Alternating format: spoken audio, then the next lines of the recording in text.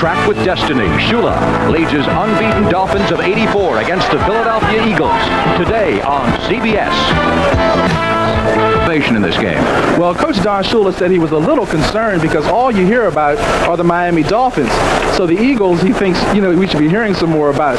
The Eagles know that in their division, the NFC East, everybody's talking about every other team but the Philadelphia Eagles, and a win today will change that. Ready for the opening kickoff.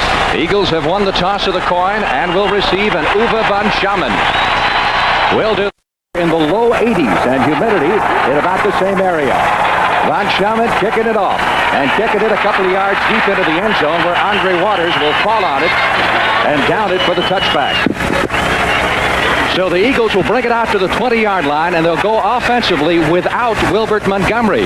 Had a hamstring problem last week, flared on him a little bit yesterday, and Mike Williams will start at that running back position, though Montgomery is expected to see some action in passing downs. The offensive line, and take a look at the center, Mark Denner. For several years, he was a starter for these Miami Dolphins, and he is really pumped up for this football game.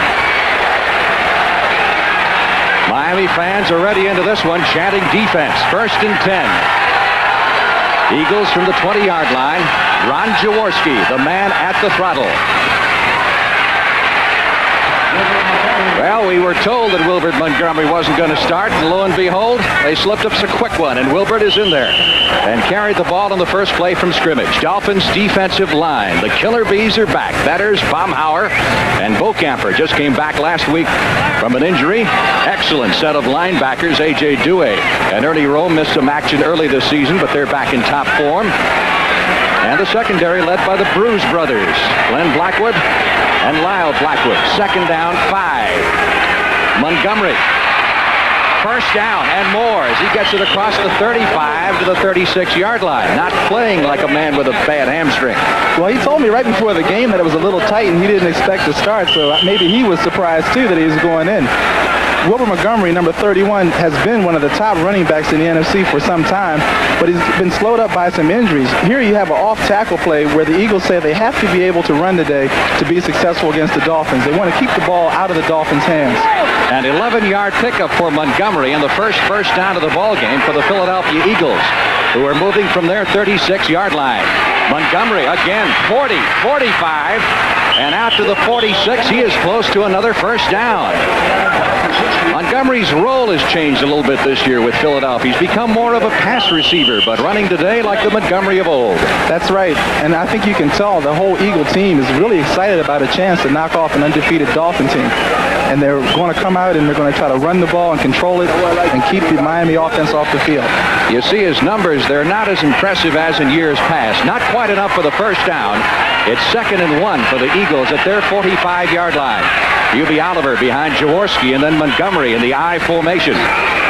Oliver, the fullback, will pick up the 1st as he takes it to the 48-yard line. The Philadelphia offense absolutely 28th and dead last in rushing. Now, you wouldn't believe it looking at him on this first series. Well, one reason for that, Frank, is that in a lot of their games this season, they have gotten behind early. And when you get behind early, you have to throw the ball, and that really hurts your running statistics. Their average around 75 yards rushing per game. There's the Swamp Fox, Marion Campbell looking on. 1st and 10, Eagles at their 48-yard line. They've already picked up almost 30 yards on the ground in this opening drive. Split backfield this time. Jaworski, first pass of the day, completes it to Woodruff. At the Miami Dolphins 30, there's a fumble on the play, but it was whistled in. Eagles will retain possession. Langford on the hit, and Blackwood, 42, came up with the fumble, but it'll be Philadelphia's ball, 1st down. Number 7, Ron Jaworski's coming back, and on most pass plays today, he's going to be looking for Mike Quick, but if he's double-teamed, he's going to look for another receiver. Here, Tony Woodruff runs an excellent in pattern, but he has to put that ball away because the Dolphins will try to strip it.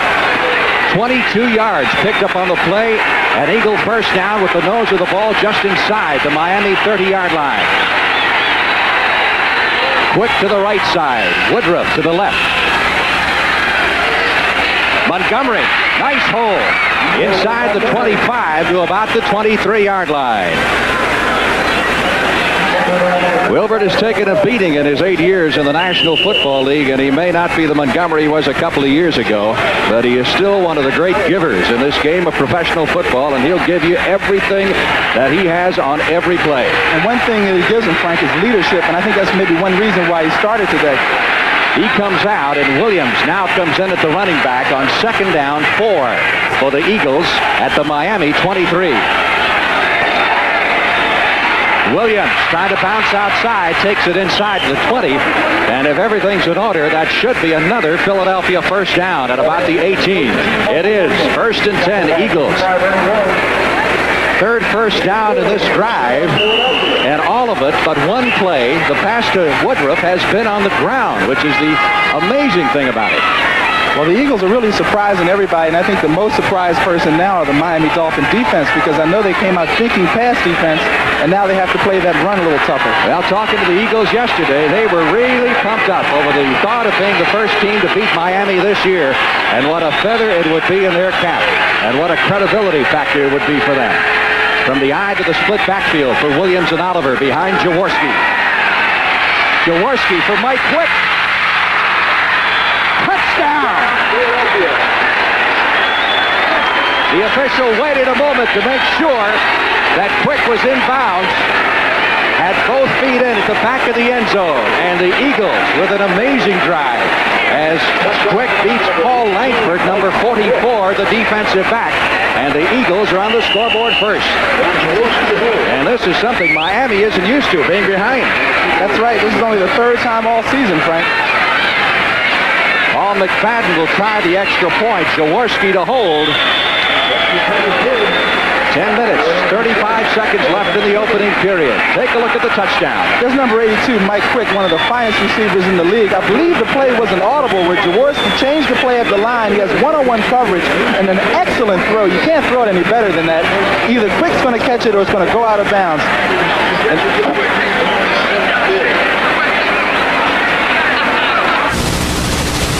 If you've got what it takes and really care, there's a special kind of life you'll want to share. Serving your country is a special call. It's good for you. It's good for all. Not all who drive fit the bill. It calls for brains. It calls for skill in the Army, Navy, Air Force, Marines. High-tech and the services go hand in hand. It's a whole new world. You're in demand in the Army, Navy, Air Force, Marines. You'll move up. You'll feel proud. You'll stand out above the crowd in the Army, Navy, Air Force, Marines. But most of all, you'll earn the respect of the people and country you're there to protect. In the Army, Navy, Air Force, Marines. It's a great place to start.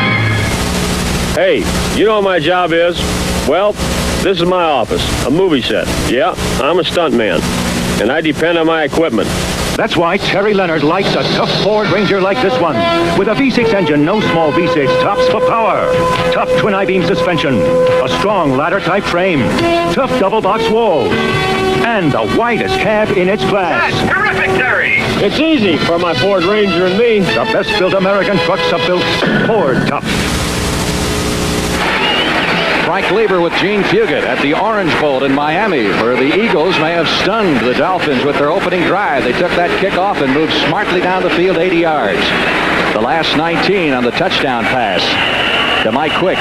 The deep man, Fulton Walker, as McFadden kicks off for Philadelphia. Walker at the 13, 15, 20, 25. Fumbles the ball. Dolphins recover at the 20-yard line. Tell you, if the Eagles would have come up with that one, things might have really gotten interesting. There's number 41, Fulton Walker, who a lot of people believe is just a step away from breaking a long one this season. He sets up his blocking by running up the middle and then cutting outside. There's the contain man, number 80, who gets blocked almost a clip. And now Fulton tries to turn it on. See, one-handed, when you switch hands like that, young runners, you have to put that ball away. It was Rodell Thomas who made the fumble recovery for Miami. 1st and 10 for the Dolphins at their 20-yard line. And they open with the pitch wide to Tony Nathan. And Nathan is up to the 22 and will set the Miami offense for you. Just an outstanding group of performers. Duper and Clayton have certainly come on as premier receivers in the National Football League. And what else can you say about Dan Marino and the year he has had? The verge of breaking all kinds of records. Dwight Stevenson, an all-pro in that offensive line. He's the anchor there. That's what Marino did against the Jets, and he had an off day. Close to the first down. As the Dolphins staying on the ground, and we've got a scrap going on. Didn't take long. Right in the middle of it was Mark Clayton, the flanker for the Dolphins, and Wes Hopkins, number 48, the safety for the Philadelphia Eagles. And we got a flag drop. Let's see if they're going to give it to one or the other, or it'll be unsportsmanlike on both sides. You know, that Eagles secondary is really aggressive. And Wes Hopkins, who plays free safety back there, he's a guy that likes to hit. Tom Dooley, the referee, with the call. Continuing action, foul. Defense, offense, it is third down. Many times the officials make that call, and it's a very unpopular one. They feel they don't see the whole thing. So rather than put the penalty on one side, they'll let it go both ways. Third down. Dolphins need one for the first down at their 29-yard line. They've got some injury problems in their backfield. Woody Bennett has a bad ankle. Nathan tripped up behind the line. Oh, are these Eagles fired up? That defense jumping all over the place. Byron Darby, number 94. Number 5 draft pick a year ago from Southern Cal, making the stop. And the Dolphins will be punting. I wonder when the last time the Dolphins ran 3 plays in a row rather than throw a pass. That was a very interesting series. We'll have to watch that. Reggie Roby. And he can kick them so high, it will almost bring rain. Evan Cooper. Number 21 is deep for the Philadelphia Eagles. Fine rookie return man. Eagles have 10 men up at the line of scrimmage. See if they come after Roby. They're coming. And got very close to blocking it. It will bounce out of bounds at the 36-yard line. In Philadelphia's end of the field, that's where the Eagles will take over on their second offensive possession. 39 on the kick. Look at the pressure here, Gene. Yeah, the Eagles are really going after the Dolphins because they know as an underdog team, they have to make their mark early in the game. The Dolphins, you know, I used to play with the Cowboys for 4 years, and as a Cowboy, we always hated to be favored because we knew it was going to be trouble. I tell you, playing polo is a lot tougher than it looks. Sure is. And even though the horses do the running, you still can work up the thirst. So after a chuck or two, we have Westerns drink light beer from Miller. Yeah, light tastes great, and it's got a third less calories than a regular beer. And it's less filling. And that's important, because tomorrow we're going to try our hand at water polo. Yeah, I sure hope those horses can swim. Me too. Light beer from Miller. Everything you always wanted in a beer. And less. Material in this cauterizing scalpel helps surgeons perform virtually bloodless operations. This portable seismic unit helps explore for oil in places too hard to reach before. This world-class hotel and marina, Fort Lauderdale's Pier 66, is known for its impeccable service. What do they all have in common? Phillips Petroleum's commitment to excellence. That's performance. From Phillips Petroleum, you'll find performance in everything we do. He doesn't like what he's seeing so far with his team dominated on the first 2 series. 1 offense and 1 defense. First and 10 Eagles at the 36-yard line. Eagles just a game and a half out of first place. Montgomery takes the handoff and drives forward to the 39-yard line. We were talking to Ron Jaworski yesterday, and he told us he recalls back in 1978, the first big victory the Eagles had in their turnaround under Dick Vermeil was against the Miami Dolphins. And you recall they played the Dolphins a Monday night game in 1981 and lost by 3 points, played them very tough. The man that's been through most of it, Jaworski. Second down, 7. Eagles at their 39-yard line. Single back set this time. Oliver, the fullback. Oliver has the first down as he gets across the 45 out to the 47-yard line. Bob Brzezinski, number 59, on the stop. There are some holes showing up. That's right. When you have a 3-4 defense, you try to stretch it wide and cut it back. And that's exactly what the Eagles have been doing. They've been running both right and left, so they're not favoring either side. But they feel like they want to get that offensive line off the ball to open up some holes, and the passing will come later. Fine block that time by Ron Baker. These teams haven't played very often, as you can see. Just 4 meetings since the merger. First down, Eagles at their 47-yard line, leading 7-0. Wilbert Montgomery butting heads at the line of scrimmage, driving across the 50 and taking it down to the 48-yard line. A little wave action here in Miami. I don't know about you, but I am getting a little tired of the wave. Well, I think that a lot of the fans, Frank, were inspired by an article that was in a Miami paper earlier in the week reminding them about the last time Ron Jaworski was here with the Eagles. And at that time, he had a lot of trouble with the crowd. In fact, he went up to the line about 5 times before he could get the snap off. It was so loud. That was in that Monday night game I think we were talking about 3 years ago. Second down, 6. Eagles at the Dolphin 48. Nice hole up the middle, and this time it was Michael Haddix, number 26, the fullback. Number 1 draft choice a year ago from Mississippi State, who burst through. And the Eagles have yet another first down at the 39-yard line of the Dolphins. Yeah, Frank, you know, Haddix was drafted as a fullback, but he had to learn halfback when Montgomery got hurt. So he's been switching back and forth from positions. But Marion Campbell thinks he's going to be a great fullback in this league. Eagles have out first down the Dolphins 7-0 here in the first quarter. First and 10 from the 40. Montgomery down to the 36-yard line. Pick up of 3, perhaps 4 yards in the play. Charles Bowser, number 56, and Ernie Roan, number 55, on the stop that time. The Dolphins defensively gave the Eagles a different look that time. As opposed to 3 down linemen, they went into a 4 down set, hoping to throw off the blocking scheme of the Eagles. But can you believe this? The worst team rushing is running the ball like that today. I mean, the Eagles got them, but they're really doing great now. Miami normally doesn't give up a score early. They've had only 1 touchdown prior to this game scored on them in the first quarter. Second down, 7 from the 36-yard line. Haddix again breaks through, this time across the left side. Look for his hole, found it, and moved down to the 31. He'll be 1.5 yards, maybe 2, shy of the first down. Third down coming up. Bob Bumhauer, number 73 on the stop. And I imagine Mr. Shula's temperature is rising a bit right now, along with the temperature on the floor of the Orange Bowl. That's right, because I think he's unhappy because there appears to be a little confusion in that Miami defense. And I can imagine, you know, coming out expecting to defend against a lot of passes. There's only been 1 thrown the whole game so far. Third down. Eagles need 2 for the first down at the 31.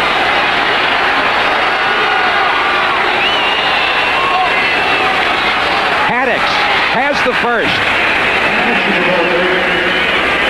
Driving through to the 26-yard line, and the Eagles' drive continues.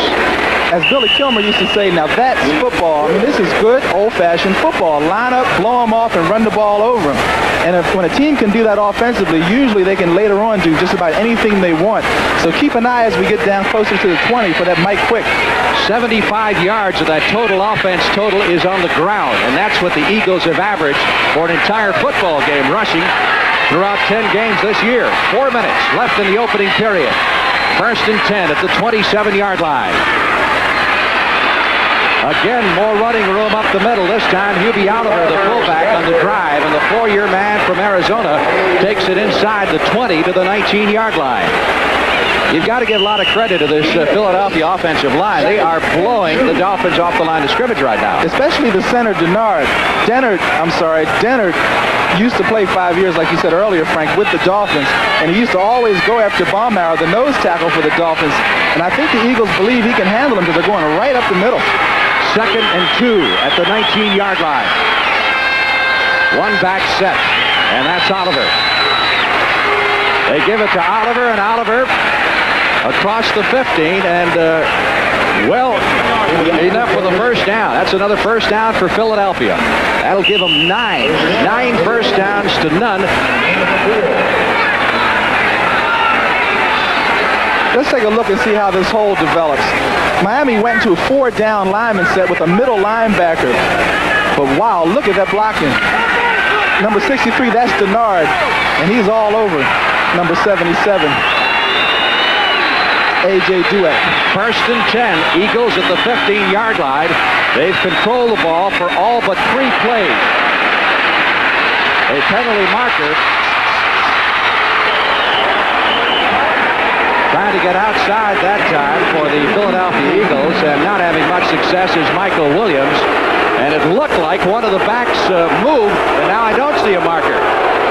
I think everybody in the stands saw it except the officials, but it looked certainly like one of the running backs moved prior to the snap. It was very, very close. And there's a concerned Don Shula asking his coaches, what's the deal? What's happening?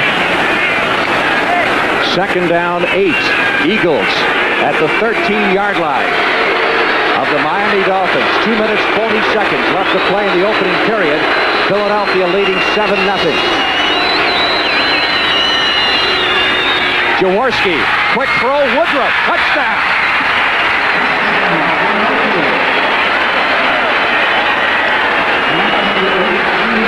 And that's what I'm talking about when everything is working for you. The run was working. Quick had already caught a touchdown. He was double teamed. So Jaworski, old Jaws, knew what to do. He sprinted out to the left off of play action. And on a quick post, Tony Woodruff with single coverage is open. Here's the play action. He sets up quick, the quick post, and you can't stop that play because the defensive back is behind you. A good cut and a good throw. And usually, if you don't mind taking that hit, you can get in there for the 6. Penalty marker prior to the snap for extra point. Well, there was a lot of talk coming into this game about the possibility of it being a lopsided game, but I don't think they were looking at it this way. That's for sure. You know, yesterday in the Miami Orange Bowl, they had another game that was kind of strange. You know, the University of Miami was playing Maryland. And Miami had a 31-point lead, and Maryland came back to win it. So you never know what this stadium can produce. Well, they were calling it the greatest comeback in the history of college football. So you look at the bare foot there of kicker Paul McFadden, who has been a true find for the Philadelphia Eagles. What a job he's done. 19 out of 22 field goals and 17 out of 17 extra points. They move it back 5 yards. Both he and Jaworski from Youngstown State. This one spirals through. Everything is going. That one actually was a spiral, but it went between the goalposts, and the Eagles lead the Dolphins 14-0 here in Miami.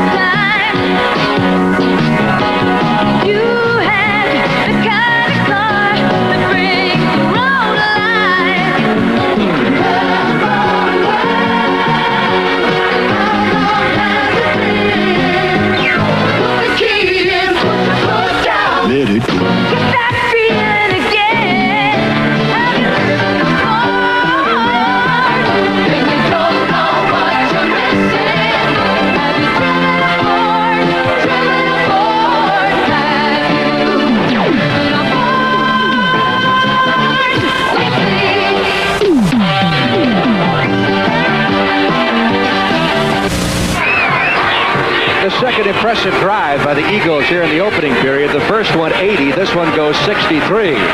And Jaworski now has 2 touchdown passes to his credit. One to Mike Quick and the other to Tony Woodruff. Fulton Walker, number 41, is deep for the Dolphins. They play a single deep back at the 5-yard line. McFadden kicking off. And this one out of bounds. Kicker's out of bounds. Will necessitate another kickoff. Big weekend of college football coming up on CBS. Michigan Wolverines will take on the Ohio State Buckeyes in game number 1. There's one of the great rivalries in college football. And then after that, it'll be the crosstown rivals USC and UCLA in Pac-10 action. That's next weekend here on CBS. A college football doubleheader. Ohio State with a win over Michigan could clinch the Rose Bowl berth, and USC is in as a result of its big upset over Washington. Well, the Eagles will have to do it from the 30-yard line now. And Walker will drop back to about the 10. You know, the Eagles only give one shoe to their kicker. First it was Tony Franklin, now Paul McFadden. They don't let him kick with shoes on it. That is ironic, isn't it? this kid has turned into something special. What a job he did last week against Detroit. Walker at the 10, 20. Cuts back inside near the 30-yard line and stopped just short of that point. Good job coverage-wise by Andre Waters, number 20. Off the Eagles specialty unit, and Mike Reichenbach, number 55. Here comes the Dolphin offense, and the crowd is trying to get them pumped up. I mean, it's almost like the two teams have changed shirts for this game. The Eagles are used to being down in the first quarter, and the Dolphins are used to being ahead. And now it's the other way around. That's a very good analogy. First and 10, 2:20 left in the opening period. This is only the Dolphins' fourth play from scrimmage. Marino going upstairs, first pass of the day. It is dropped by the tight end, Dan Johnson.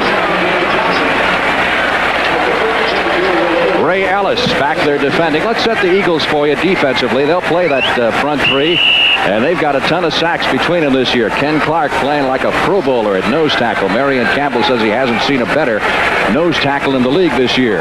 Veteran crew of linebackers. Jerry Robinson, a great athlete there. And those two safeties who will hit you. Ray Ellis and Wes Hopkins. Second and 10 from the 29. Marino out to Duper. Not much running room, but at least they got that first completion out of the way, and that kind of sometimes calms things down a little bit. That's for sure. You know, getting back to that Eagle defense, we asked Marion Campbell, well, you need to get pressure on Marino. Will you be blitzing a lot? And he said, no, I have a lot of confidence in my front three. And between them, they had each last week against the Lions, each of them had 10 tackles. That's 30 tackles just from 3 defensive linemen. So he has a lot of confidence in that front three. Third and 2 for the record. That puts Duper over the 1,000 mark receiving for the second straight year. He's the only receiver in Dolphin history who has gone over 1,000. Here's Marino on 3rd and 2. Nathan has the first down, 40, 45, and out of bounds at the 46-yard line. And let the record show with 1:59 left to play in the opening period, the Dolphins have recorded their first down. That was a quick screen to the right. You'll see that on the left side of your picture, you'll see the lineman going out to lead for Tony Nathan. The Dolphins like to use Nathan as a receiver, and you should expect to see Joe Carter later today as a running back. But Tony's really exciting when he gets the ball, and that's the type of thing you have to do to get your offense going when you can't get the ball downfield. So Miami with its first down of the ball game at its own 46-yard line. Dan Marino going long for Duper.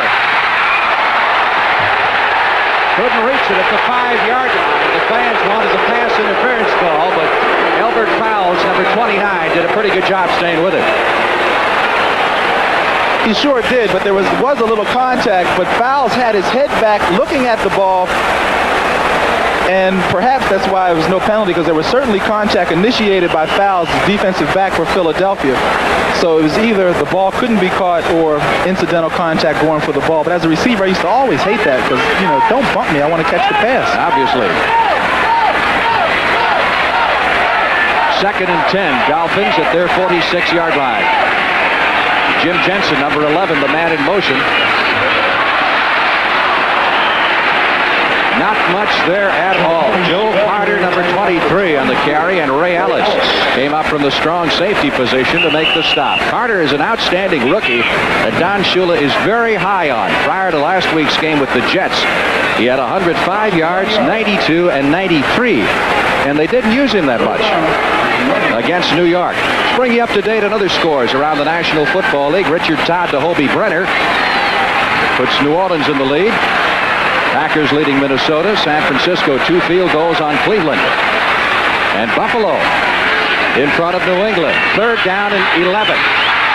Marino fires it downfield and has the first down at the 38-yard line. Little Nat Moore, number 89, the most experienced of the veteran receivers. And there's Marino in the shotgun, and that's the guy he wants because they need a big play. And number 89, Nat Moore, has given the Dolphins so many big plays over the years. Nat is the direct descendant from Paul Warfield, the original great Dolphin receiver. And now Nat comes in primarily on passing situations because of Duper and Clayton starting ahead of him. That's an 18-yard pickup and a Dolphin first down at the Eagle 37-yard line. In case you joined us late, Eagles lead it 14-0. 28 seconds left in the quarter. Marino going over the middle to Nathan. And he was sandwiched between a couple of linebackers. Jerry Robinson was back there, and so was Anthony Griggs. You know, not many receivers like to go over the middle like that, especially when you're playing a secondary with Ellis and Hopkins. You know, we talked to Ray Ellis yesterday, and he says he dreams about hitting receivers when they come across the middle. And I never dreamed about getting hit, I can tell you that. Yeah, those guys are a little unusual back there. Hopkins and Ellis, you've got two of the best hitters in pro football, and they love it. Ellis said he used to play wide receiver in college, but he wanted to be on defense in the pros. He was tired of being hit.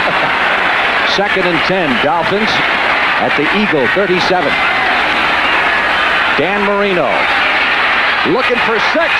He's so dropped at the goal line. Unbelievable. Mark Clayton, normally sure-handed, looked for all the world like he had his 11th touchdown reception of the year.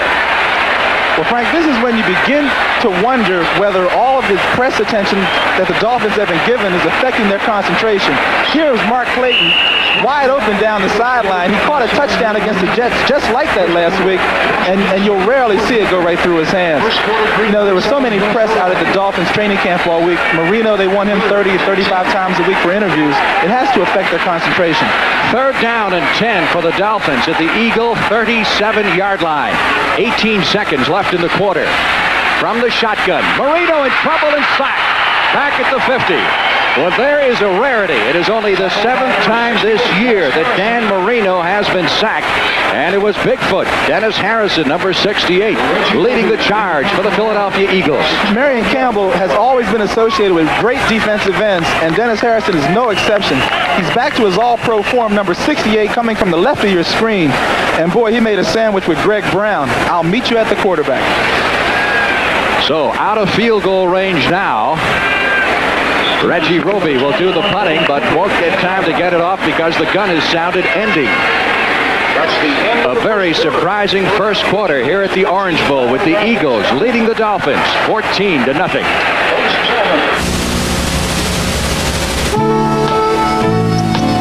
Ever noticed how much Ford Ltd. owners like their cars? A survey shows no other American-built car in its class has more completely satisfied owners than Ford Ltd. So if you want satisfaction, ask the people who bought LTDs. Or ask the man in California who has over 700. He's easy to find. Just look for his driveway. Have you driven the best-built American cars? Have you driven a Ford lately? This camping trip was a good idea. Yeah, it sure is relaxing. Peaceful. Groovy. Groovy? Kind of dark, though. Man, I'm getting thirsty. Yeah, let's have another light beer from Miller. Lights, let's Philly! Let's Philly! Let's Philly! Let's Philly! Let's Philly! What was that? The creature. What creature? Well, legend has it that a horrible thing stalked these woods. Oh, Richie! It comes out when the moon is full.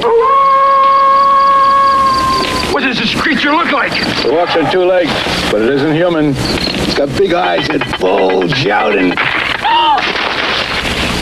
It's the creature! Hey, guys, where you going? Hey, guys, where are the marshmallows? Light beer from Miller. Everything you always wanted in a beer, and less. Come on, it's after us! Man, did you see that thing?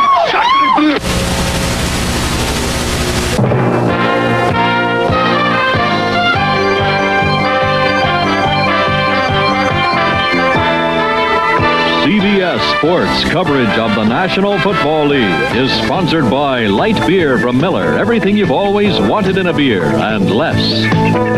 Ford and your Ford dealer. Have you driven a Ford lately? And by the American Express card. Don't leave home without it.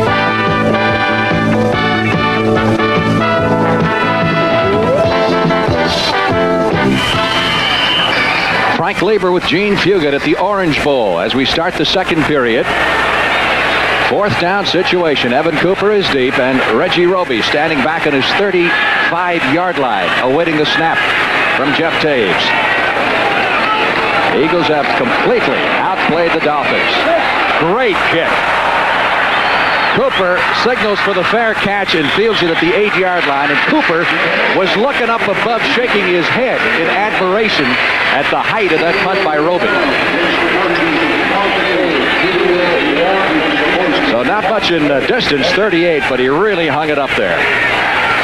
Coming up, part 2 of the CBS doubleheader, depending on where you happen to be. Dallas, St. Louis. Those of you in Tallahassee and most of Pennsylvania will watch that one. Giants, Tampa Bay. Those of you in Rhode Island and western New York State will see that. And the Giants and the Rams. Our fans in the Orlando area will watch that game. Take a look at the NFC Eastern Division standings. Philadelphia dead last, but just a game and a half out of first. Let's see if the Eagles can keep it up here. 1st and 10 from their 10-yard line. They've been running the ball better than they have all year. Try to bang it up the middle again. Michael Williams on the carry that time. And you certainly think by now the Dolphins would have made some adjustments to that running game. They're almost 100 yards rushing are the Philadelphia Eagles. Of course, most of those teams involved in that CBS doubleheader are involved in some way in those NFC Eastern Division standings that you're looking at right now. 4-way tie for first place. And a big one, of course, St. Louis and Dallas, 2 of the teams tied for first place. 2nd down 7 for the Eagles at their 12-yard line. Jaworski, good protection, has all day to throw it. Completes it to Woodruff, 25, 30, Woodruff, 40. We got a flag. Maybe a clipping call as he's run out of bounds at the 29-yard line of the Dolphins, but I think they're going to bring a big chunk of it back. We got a flag dropped at the point where Woodruff caught the football against the Eagles. So wipe out a big chunk of that game. There may be enough left for the first down, but that may be it. Yeah, the flag was downfield, though. It wasn't thrown at the line of scrimmage, so I wonder how far they're going back.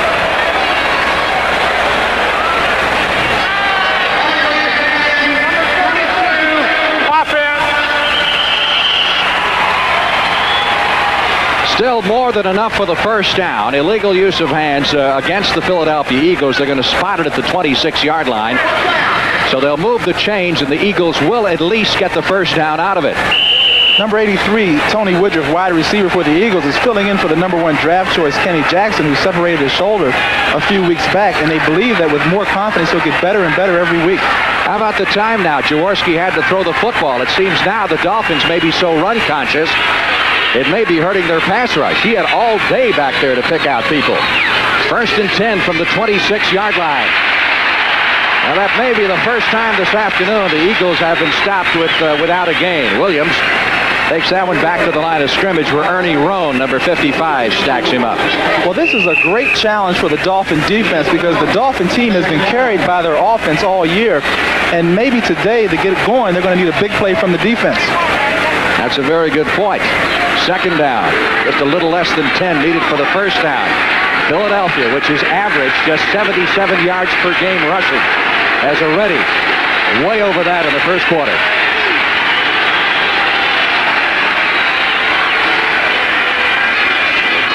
Jaworski on the long count play throws the sideline route. Intended for Mike Quick, number 82. Langford, number 44, back defending. Going to be 3rd and 10 for the Eagles.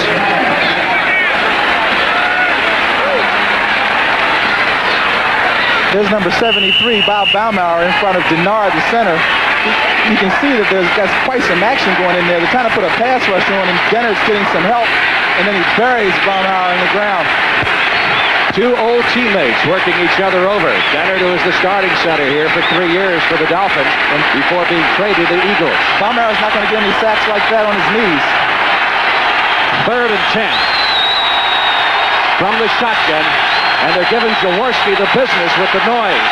The decibel level is going up. Jaworski is sacked back at the 20-yard line. Bocamper, number 58, the defensive right end, was the first to get to him, and the crowd loves it. Well, this is Bocamper's first game back as a starter. Here he's facing Charles, who got injured last week. He's 58, coming up the middle, and look at his strength. That's what he's known for.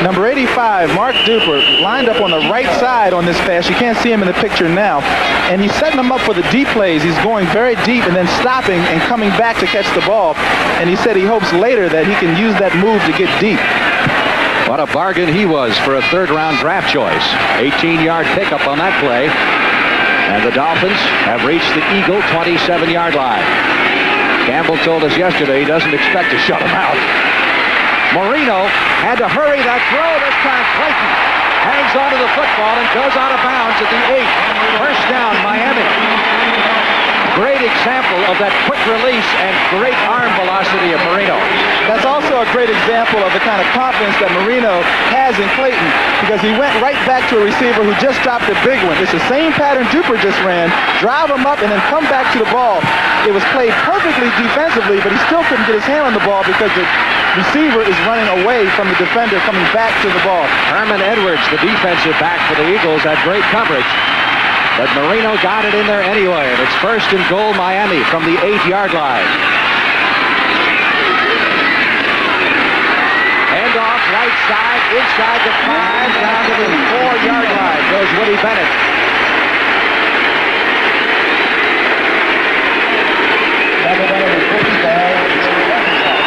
Bennett in his 6th year. Fine inside runner. When the Dolphins get down close, if they run the ball, they like to give it to the fullback, either Woody Bennett or number 46, who just came into the game, Pete Johnson. Pete, you may remember from the Bengals, he was about 275. He's lost over 25 pounds, and today he said he's 249. That is unbelievable. He lost 25 pounds in a month. From the 3, Marino to throw it. He's got Bennett down to the 1-yard line. Ray Ellis, the strong safety, came out to pick up Woody Bennett and save the touchdown. Third down, they need a little more than a yard for the touchdown, and Marino looking over to the bench to get the call. Shula says he will let Dan call some of his own plays, but primarily on long yardage situation. You can bet Shula sent this one in. Pete Johnson in that backfield along with Tony Nathan behind Marino. They give it to Johnson. He tries to pull it across. Let's see if he made it. No indication yet. It will set up a 4th down inside the 1. They're going for it. Now Shula's looking around for his personnel. There's Woody Bennett he's sending into the game. He gave him the play. And I would have to think it's going to be a pass because you have more options on a pass. Could be the biggest play of the ball game right here. If the Eagles hold them here, they may never stop Philadelphia. The rest of the afternoon, they'll be so pumped up. There's no question it's a big play. But I would think that Marino will try to use some play action and roll out where he have an option to either run it in or pass it to one of his receivers. 4th and goal from the 6-inch line. They go with Pete Johnson. No indication. No indication. It looks like the Eagles have held. First down, Philadelphia. Well, like I said, they were supposed to throw it on that one. I mean, Pete didn't make it last time. I guess Shula really has confidence in him. You normally don't stop Johnson this close to the goal line. Well, give credit to that Eagle defensive line. Look at that surge. They're getting 2 yards into the backfield, and Johnson has a long way to go. Number 55, Mike Reichenbach, came over the top, and Johnson did not get in, and it's going to be a big play in this game. Timeout here in Miami. Do you know me? It's frightening how many novels of suspense I've written. But still, when I'm not recognized, it just kills me. So instead of saying I wrote Carrie, I carry the American Express card. Without it, isn't life a little scary? To apply for the card, look for an application and take one. The American Express card. Don't leave home without it. Norelco says they challenge every shaving instrument ever made. The rotary shaver from Ronson challenges Norelco for as much as $20 less.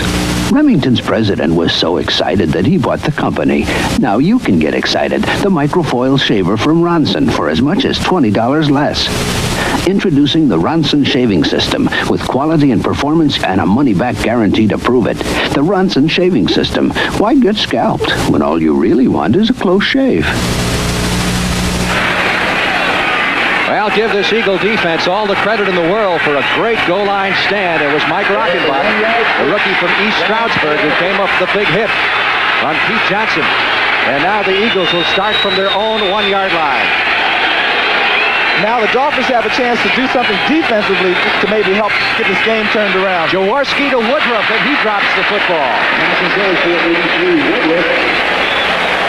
That would have gotten him some much-needed breathing space. And that's a good call, too, because he ran a quick post pattern. He's wide open, but he did not watch the ball all the way into his hands. You see his head turns before he caught it. And that's what happens when you're worried about getting hit. He's had some problems hanging on to the football in the past. Mike Quick to the left side, Woodruff to the right. 2nd and 10 from the 1-yard line. Jaworski going with the straight handoff to Hubie Oliver, the fullback. Takes it out to the 6-yard line. A.J. Dewey, number 77. Offensively, you always hate to have your back on that goalpost because you know just one mistake could be crucial. At the 50-yard line, if you jump offside or you get caught in the backfield, it's not such a big deal. But down here, you're talking 2 points. So I was really impressed with Jaworski's confidence to throw on that first down, and then Hubie Oliver coming up the middle on the second down to give him a little more room. Dolphins go with a couple of extra defensive backs. 3rd down. The Eagles need 4 for the first down. At the 7-yard line, and Jaworski lines him up in the shotgun. He's standing back at the 1. Passing from out of the end zone on 3rd and 4. And that will be good enough for the first down as he completes it to Michael Haddix. Out beyond the 10-yard line. They say he went out of bounds at the 14. And Jaworski's trying to be cool, but he loves it. I could tell yesterday when we talked to him that he was going to be ready today. Here it takes a lot of confidence to pass from the shotgun in that end zone, but he calmly goes back and spots Haddix on the sideline for a good first down pickup. And there's Quick helping out with a little block, number 82 there. One thing Ron told us yesterday, we always have good games against the Dolphins, so don't be surprised. And they're having a good one here, leading 14-0 with a first down at their own 15-yard line. We are midway in the second period, just over 7 minutes. Montgomery, 15, out to the 20-yard line. But the most amazing thing is not that they're doing it, but how they're doing it. Look at that Wilbert Montgomery. He told me just 5 minutes before the game, he said, Gene, my hamstring hurts. But it doesn't look like it hurts on this play. Look at that block by Oliver on Bowser, 34 and 56. And whoo, that was a pulling guard, number 63. Ron Baker. That's right. And I love to get behind those guards when they pull. 2nd down. There's Montgomery's numbers so far through a quarter and a half. Eagles need 4 for the first down at their 21-yard line. They've completely dominated play here in the first half. Montgomery trying the right side, fighting for every inch. And will be close for the first down at the 25-yard line. Time ticking away here in the first half. And there's no question in my mind that the Dolphin defense is confused. Look at Dewey. He's thinking it might be a pass. Then he sees the run action. There's number 77 coming up, filling the hole. But Montgomery bounces outside, and he's not a factor in that play. A.J. was out for a part of the season with shoulder surgery, and he says he's feeling great, and he's feeling better every week. And quite a few members of the Dolphin defense who haven't been part of the action so far. The way Eagles are moving this football. 1st and 10 from the 25-yard line. Hubie Oliver gets a couple right up the middle. Probably known more for his blocking ability than his ball-carrying ability. Other scores. Kansas City, a field goal ahead of Houston. Pittsburgh and Cincinnati have swapped field goals there in the second period. Look at this one. Looks like a baseball score. Jets have got a safety there. Buffalo and England and New England tied at 7. And New Orleans in the second quarter. 10-7. Gerald Riggs has just scored for the Falcons on a short run. But our score is the big surprise. 14-0. Eagles lead it on 2nd and 7. Montgomery caught from behind. But drives forward to the 33. He'll be a couple of yards shy of the first down. Got a couple of more scores to pass along to you. The Redskins, 2 quick touchdowns on the Lions in their game in Washington. The Packers lead Minnesota 10-0 in the second period. And the 49ers, a touchdown and a pair of field goals ahead of Cleveland. 3rd down, again a big play in this drive. It is 3rd and 4 for the Eagles at their 32. The Eagles are playing just old-fashioned football, and it's going to be up to the Dolphins to stop them. They split Melvin Hoover wide to the left side. 3 wide receivers in there. Jaworski from the shotgun. Rushes on, gets it away, can't complete it to Tony Woodruff.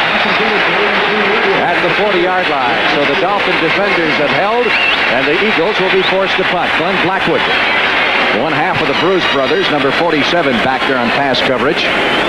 Glenn and his brother Lyle went to different schools, Texas and TCU.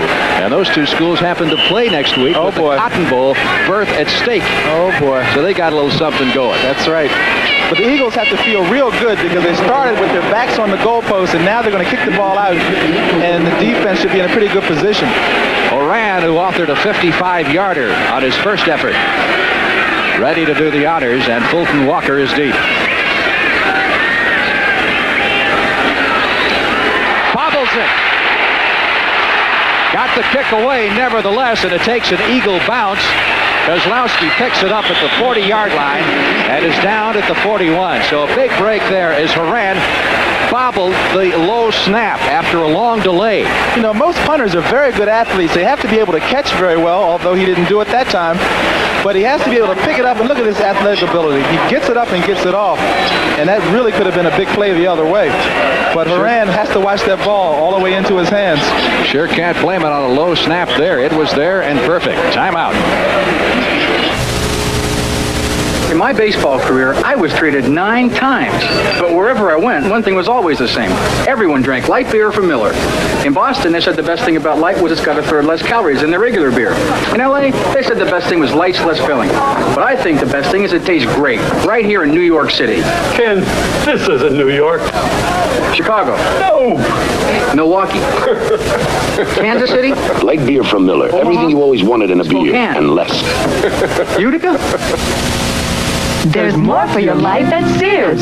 It's the perfect weather for getting into sweaters. For only 3 days. Then it goes away. 25 to 50% off every sweater. All men's and women's sweaters. Only Saturday. Sunday. Monday. Then it goes away. 3 days only. 25 to 50% off every sweater. Saturday. Sunday. Monday. Only for 3 days. Then it goes away. Hurry in for sweaters. Don't let them get away. There's more for your life. Saturday. Sunday. And Monday. At Sears. 70,000 on hand here at the Orange Bowl. And could this be the upset of the year in the National Football League? The unbeaten Dolphins trailing 14-0 with 4 minutes, 9 seconds left in the first half. 1st and 10 Miami from its 41-yard line. Johnson, the tight end, in motion. Marino back to throw. Floats this one downfield for Nathan. It is intercepted. Intercepted by the Philadelphia Eagles' Ray Ellis, the strong safety, as Marino tried to get Nathan to run underneath that and then overthrew it. He slightly overthrew that, and that's the type of thing that was working for the Dolphins for the first 10 weeks of the season, but it's not working today. It's off of play action. Number 22 goes up the middle. You see him in the right of your screen. Gets behind the linebacker, but it was overthrown. And Ray Ellis comes up and makes his second interception in 2 weeks. And that gives the Eagles a first down in good field position at their 43 when we come back right after this.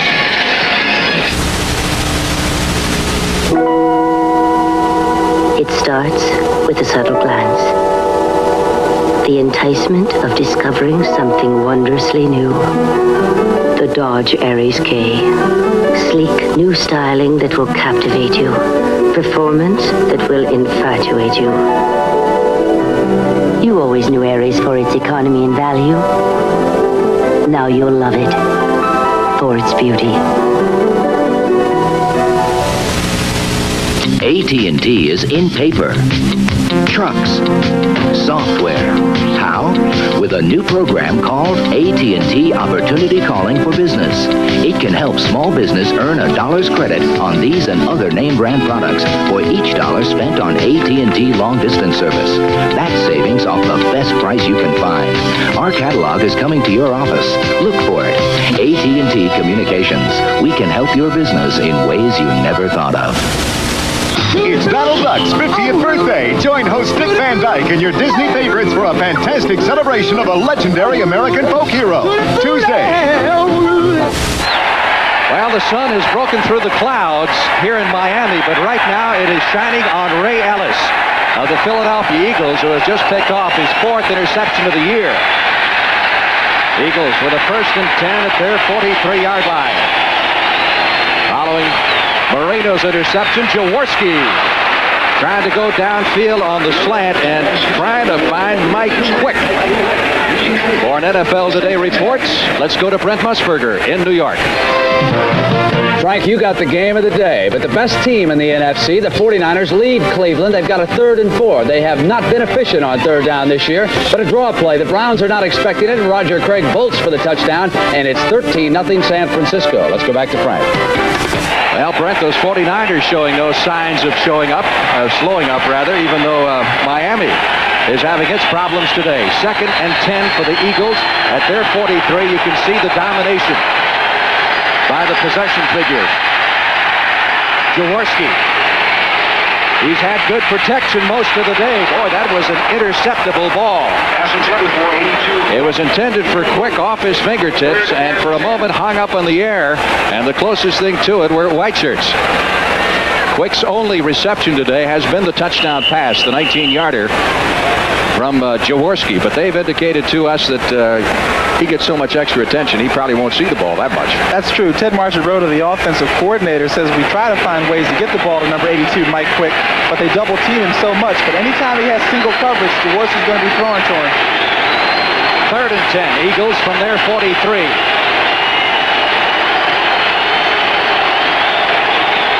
From the spread formation, every time the Eagles go into this formation, the crowd really gets loud. Here's Jaworski, caught behind the line and sacked at the 31-yard line. Tim Bocamper, number 58, with his 2nd sack of the day, much to the approval of this short-sleeve crowd in Miami. Well, the Dolphins sent some extra men in that time. There's number 40 of the right of your screen, Mike Kozlowski, who's a safety, who enables Bocamper to get away and put the wraps on Jaworski, who did the right thing. 14-point lead. Let's hold the ball and punt it and put him in the hole. Moran, you'll recall, bobbled the last snap but got it away.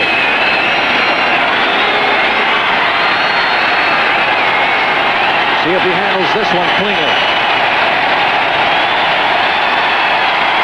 No problem, and really no rush. Dolphins playing return all the way. Fulton Walker trying to stay in bounds at the 20. He does. Gets up to about the 23-yard line. And probably would have been just as well to go out of bounds and save his body a little punishment. Well, he's trying to do anything he can to get him back into the game. And he tried there, but it didn't work that time. 50 yards on the punt by Horan. Dodge announces the toughest truck warranty in America. 5 years or 50,000 miles. Covering transmissions, drive shafts, blocks, heads, flywheels, transfer cases, axles, U-joints, water pumps, all internal engine parts, and outer body rust on every truck we build. Ford and Chevy talk tough. Dodge proves it. Dodge, the best back trucks in America. That's guaranteed. Today, the most exciting new ideas in the hotel business come from Holiday Inn. Holiday Inn is a better place to be. It works much better. It tastes much better. Better and better. Really better. Holodex 2, the industry's first bimodal reservation system, ensures your room is waiting. Innovations like this make Holiday Inn hotels number one. Call 800-HOLIDAY. Holiday Inn is a better place to be. 1st and 10 Dolphins at their 24-yard line. Marino, 7 out of 12 for 80 yards, 1 interception. And his Dolphins in danger of being shut out for the entire first half. Nathan at the 40, up to the 44-yard line. Well, when in doubt, I guess go back to what you do best. Right, and Nathan put an excellent move on Reichenbach that time. He's in the left of your screen. He's going to come out and put a move and come over the middle, and the man chasing him is the man he just beat, 55, Mike Reichenbach. That's Tony Nathan. He's tough coming out the backfield. The hit by Ray Ellis, but the Dolphins have a first down at their 44 with 2 minutes and 40 seconds left to play in the first half. I would think it's important that they get on the scoreboard before halftime. Joe Carter, the rookie running back, got maybe a yard. Anthony Anthony Griggs, number 58, on the stop. Carter, a fourth-round draft pick from the University of Alabama, where he wasn't a starter last year. A lot of cushion for those wide receivers by the Eagles. Well, the Eagles are known for trying to keep everything in front of them, so they'll usually try to stay off the receivers. Good example of it there. Second down, 8. Marino, sideline throw. Clayton at the 35 and steps out of bounds at the Eagle 34. That's number 83, Clayton. You see him there on your screen. He's one-on-one out here isolated against the cornerback. He drives upfield.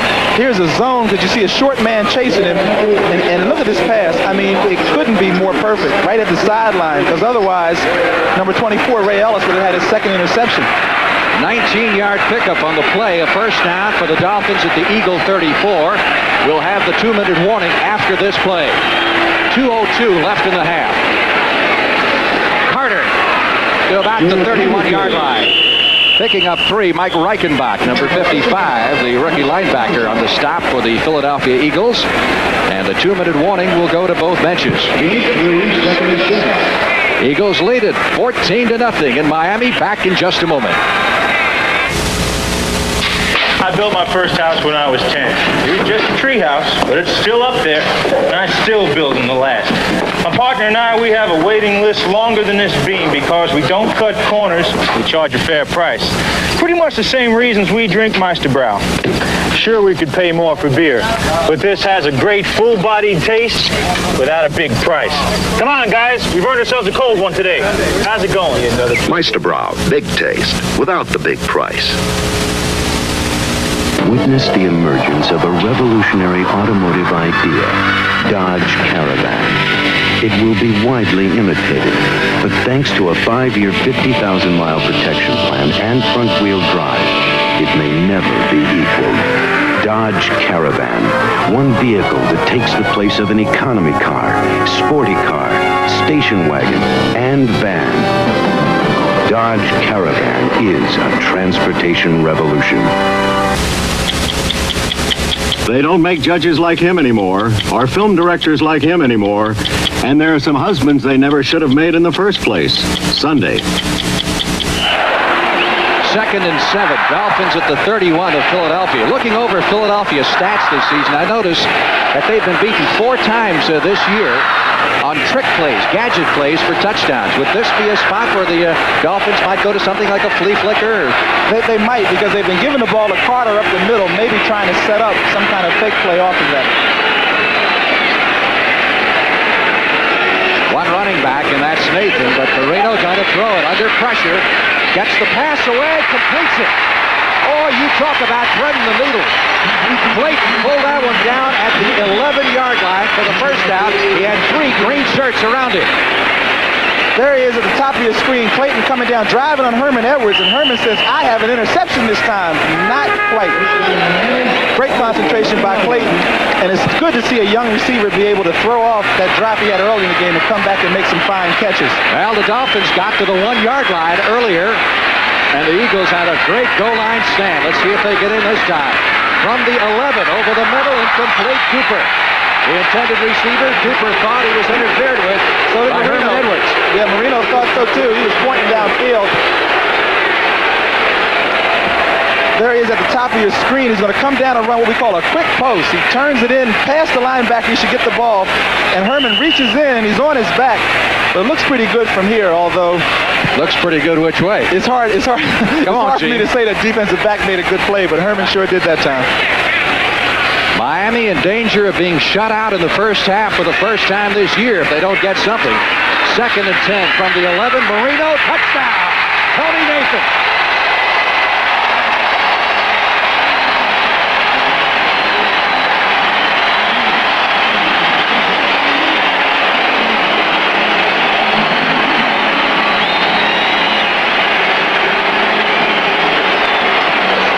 So the Dolphin fans finally get something to cheer about. 11 yards on the touchdown pass from Dan Marino to Tony Nathan. And you talk about a quick delivery. Marino with that rifle, that quick release, just as the pressure was closing in. Fired that ball and put it right on the money. That's his 30th touchdown pass of the year. Shaman has missed 3 extra points this year, but he's got this one.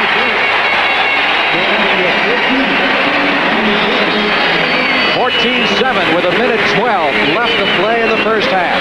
Well, Marino shows the experience beyond his years here. They're taking away his wide receivers, so he has to hit his back over the middle. And there's Tony Nathan beating Mike Reichenbach again. And I think the Eagles are going to have to make an adjustment because the 2 big plays in that drive were Tony Nathan, and both times he beat Mike Reichenbach. There's a time in life for the young to say, I want something else, a different way. The town's the same, the people too. School is over, need something to do. The services have it, it'll really show. You'll see new places, you'll really grow in the Army, Navy, Air Force, Marines. Challenge, adventure, excitement too, a time to enjoy and see something new. Army, Navy, Air Force, Marines. You'll work hard, feel really free, serving your country for all to see in the Army, Navy, Air Force, Marines. Be part of a team, be friends forever. A part of the services you won't forget ever. Army, Navy, Air Force, Marines. It's a great place to start.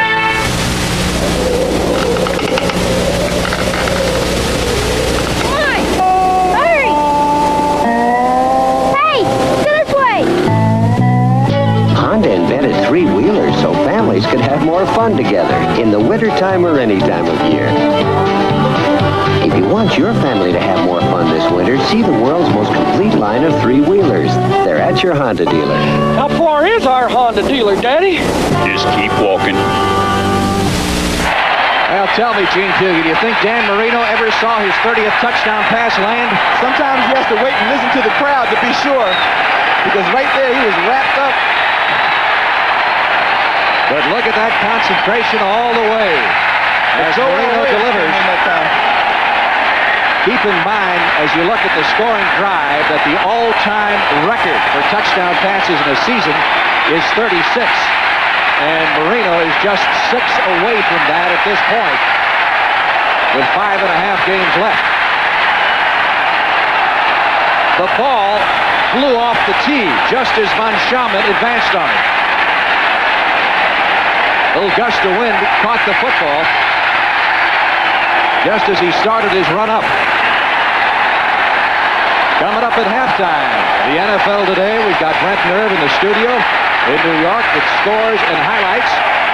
And the feature today, Legends of the Game, one of the great quarterbacks of all time, Sid Luckman of the old Chicago Bears. That was a little before my time, Frank. And mine.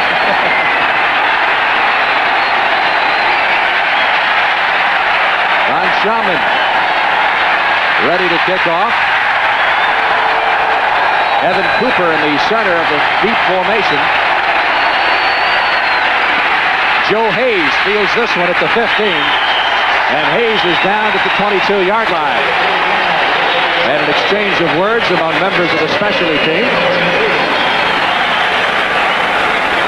Robert Sowell of the Miami Dolphins, one of the premier guys and kick return teams in the league. That's right. Bob Matheson, who used to be number 53 for the Dolphins, is now the special teams coach, and he really likes number 45, Robert Sowell, because he gets down and gets in the action almost every time. There, what a tackle. Sowell is probably one of their main contenders for that new berth in the Pro Bowl, which will go this year to strictly a specialty teams player. 1st and 10. Eagles from the 24-yard line.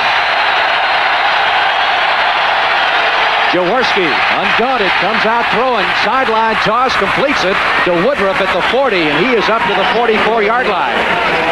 Well, the Eagles are not going to sit on a 7-point lead. Eagles still have all 3 timeouts left, with 59 seconds left to play in the half, and now they use 1 to stop the clock. And, of course, a couple of more passes, and they could be easily within McFadden's range. McFadden, last week against Detroit, had 2 field goals in excess of 50 yards. First time an Eagle has ever done that in one game. Timeout. For 1985, Colt, the Japanese car famous for quality, economy, and performance, now comes with a great new addition, 4 doors. いいよどうぞみんな同じ時間に帰ってきて 6 o'clock. The Colt is imported for Dodge and Plymouth. おはようございます And built by Mitsubishi in Japan. さようなら Colt, it's all the Japanese you need to know. Murray. Murray.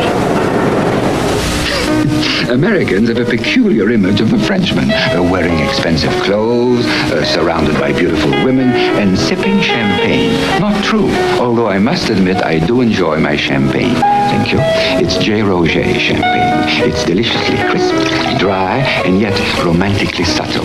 It fits my simple lifestyle. J. Roger, perfect for a quiet night at home. J. Roger champagne, one of life's simple pleasures. I believe at this point the Philadelphia Eagles have gotten the Miami Dolphins' attention. It'll be 1st and 10 as we head back to play. Eagles at their 44-yard line. I say if they haven't, Frank, Shula will get the Dolphins' attention at halftime. Absolutely. Woodruff left side, quick, split off to the right, up at the top of your screen. Eagles trying to get in position to get at least a field goal out of this drive before intermission. Over the middle, completing it to the tight end. That's the first reception of the day for John Spagnuolo, who's had an outstanding year and carries the ball to the 47-yard line.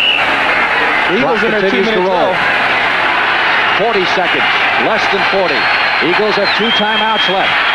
Jaworski over the middle, again to Spagnuolo, this time to the 40.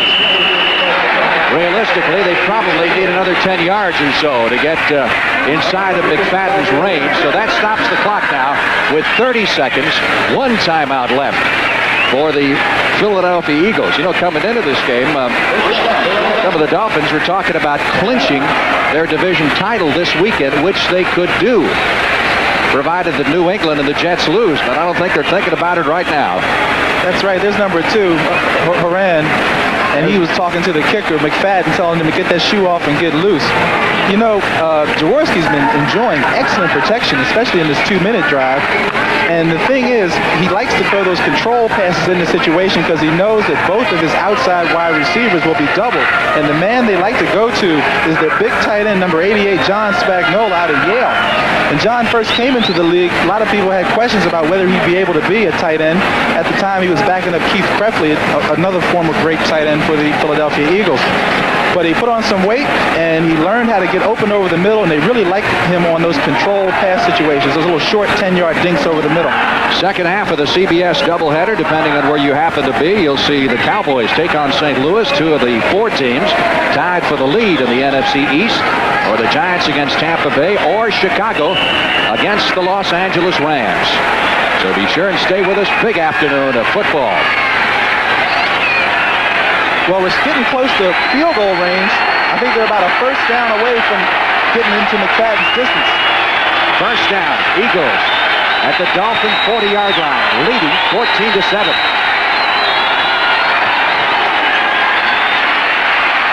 Over the middle, and this time Spagnuolo can't hold it. Pass a little bit low. He was trailed by A.J. Dewey. There's 88, Big John Spagnuolo, tight end out of Yale. Missed all of last year with that neck injury, and there was some concern about whether or not he could come back, but he's coming back with his best year. That's right. He's the number 2 receiver on the team. They'll set up a 2nd and 10. Again, keep in mind the Eagles have 1 timeout left. Philadelphia at the 40. McFadden standing on the sidelines, wondering if he'll get a shot here. Pressure on Jaworski, gets it away. Spagnuolo can't hold it. Spagnuolo had it.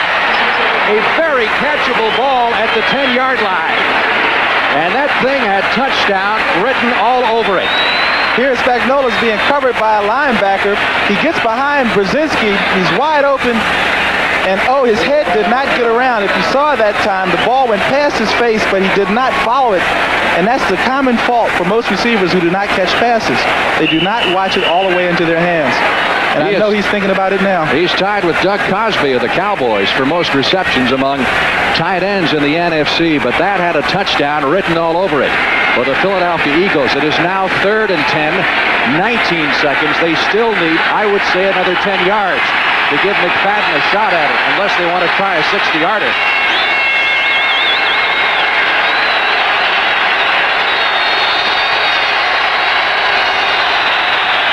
Jaworski under pressure. Over the middle, the ball batted around, incomplete. Mike Quick, number 82, was the intended receiver. And let's see what Campbell's decision is here on 4th and 10 from the Dolphin 40-yard line with 14 seconds to go. And they've got the one timeout left.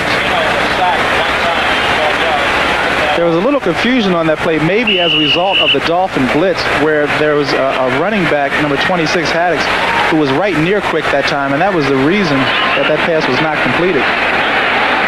What are they doing here now? Are they going to go for it on 4th and 10, figuring that they can run out the clock? And yep, that's right. Too long range from McFadden. Eagles are going to go for it on 4th and 10 from the Dolphin 40. They still have one timeout to work with if they can get the first. Jaworski caught behind the line. Looking for help. Gets it downfield. It's picked off. Intercepted over on the far sideline by Lyle Blackwood. Play was whistled dead back at the 30-yard line, so the Dolphins are going to take over with no time left on the clock. Jaworski, though he couldn't get the reception, managed to move around long enough, so the clock ran down to 0-0. Don Shula and the Dolphins and the Eagles heading to the locker room. Into the first half. Eagles lead it 14-7.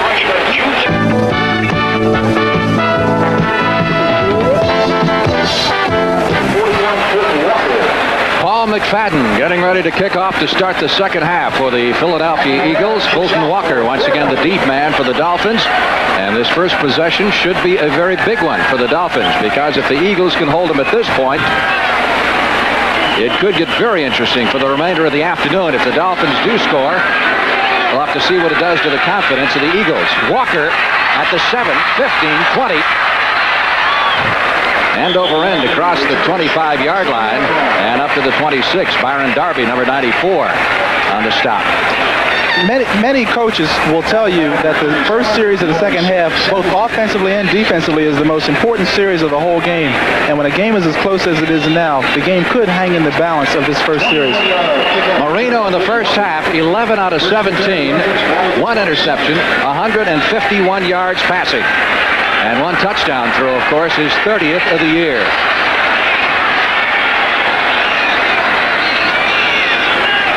Clayton in motion across the backfield. They'll start on the ground with Joe Carter. And the rookie carries to the 27, maybe the 28, for a pickup of 2 yards.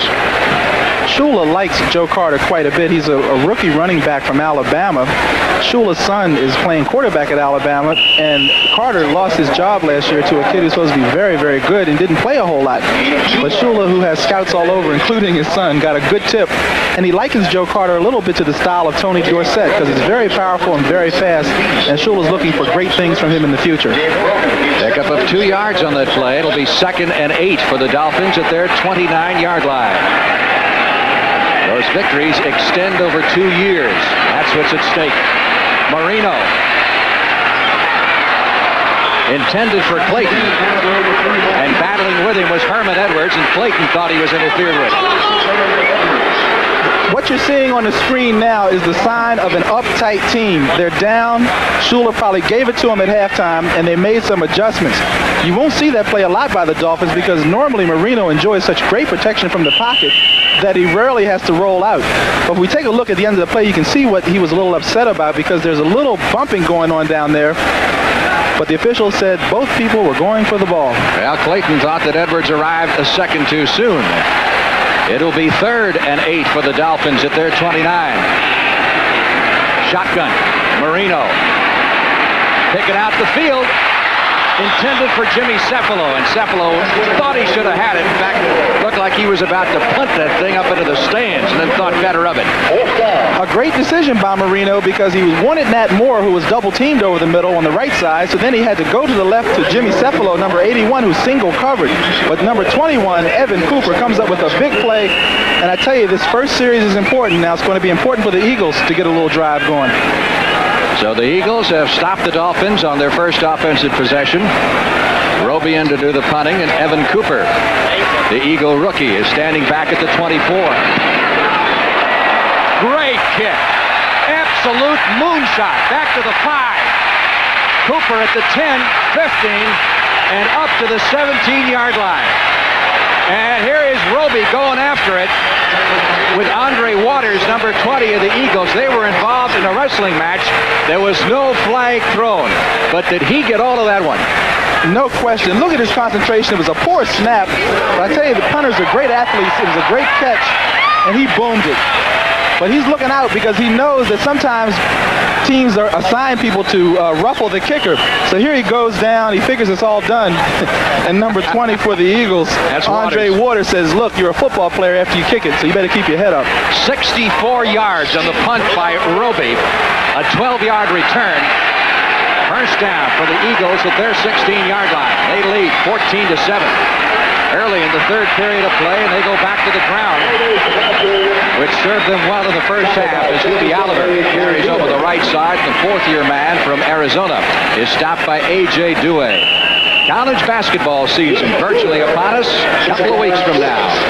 And our CBS schedule opens up with a blockbuster. The Louisville Cardinals and the Indiana Hoosiers. First time that Denny Crum and Bobby Knight have ever coached against each other. We'll have it for you here. 1 o'clock Eastern time. That's on November 24th. The return of NCAA college basketball. Home of the Final Four. The CBS. Not much there this time for Michael Williams, who's been alternating with Wilbert Montgomery. And one adjustment, obviously, the Dolphins have made is to the Eagle running game. That's right. The Eagles have gone back to their first half game plan, which was so successful, that of running the ball right at the Dolphins. The Dolphins obviously made some second half adjustments to shut off that first and second down run, which is going to force Jaworski perhaps later in the game to pass on first or second down. It is 3rd and 5. Philadelphia at its 21-yard line. Jaworski in the shotgun. Again, the noise level picks up.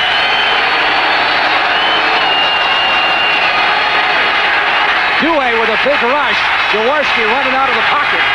Gets rid of the pass and completes it for the first down. Tremendous job by both Jaworski and by Quick, who caught the ball. Jaworski somehow sensed that Douay, 77, was coming up the middle and stepped out of the way. That's right. A.J. is number 77, and he's down, and he's going to come into your picture from the left side. Here he comes.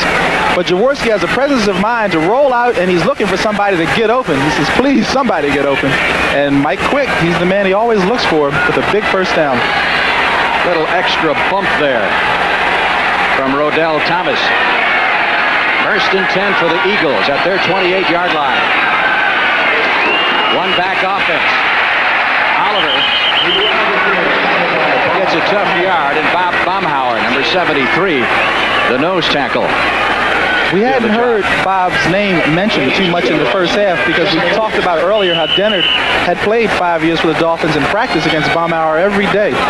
And I think you got to give the first half to Dennard, but Baumhauer said there are 2 halves to a game.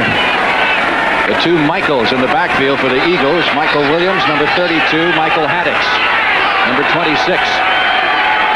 2nd and 8 from the 30-yard line.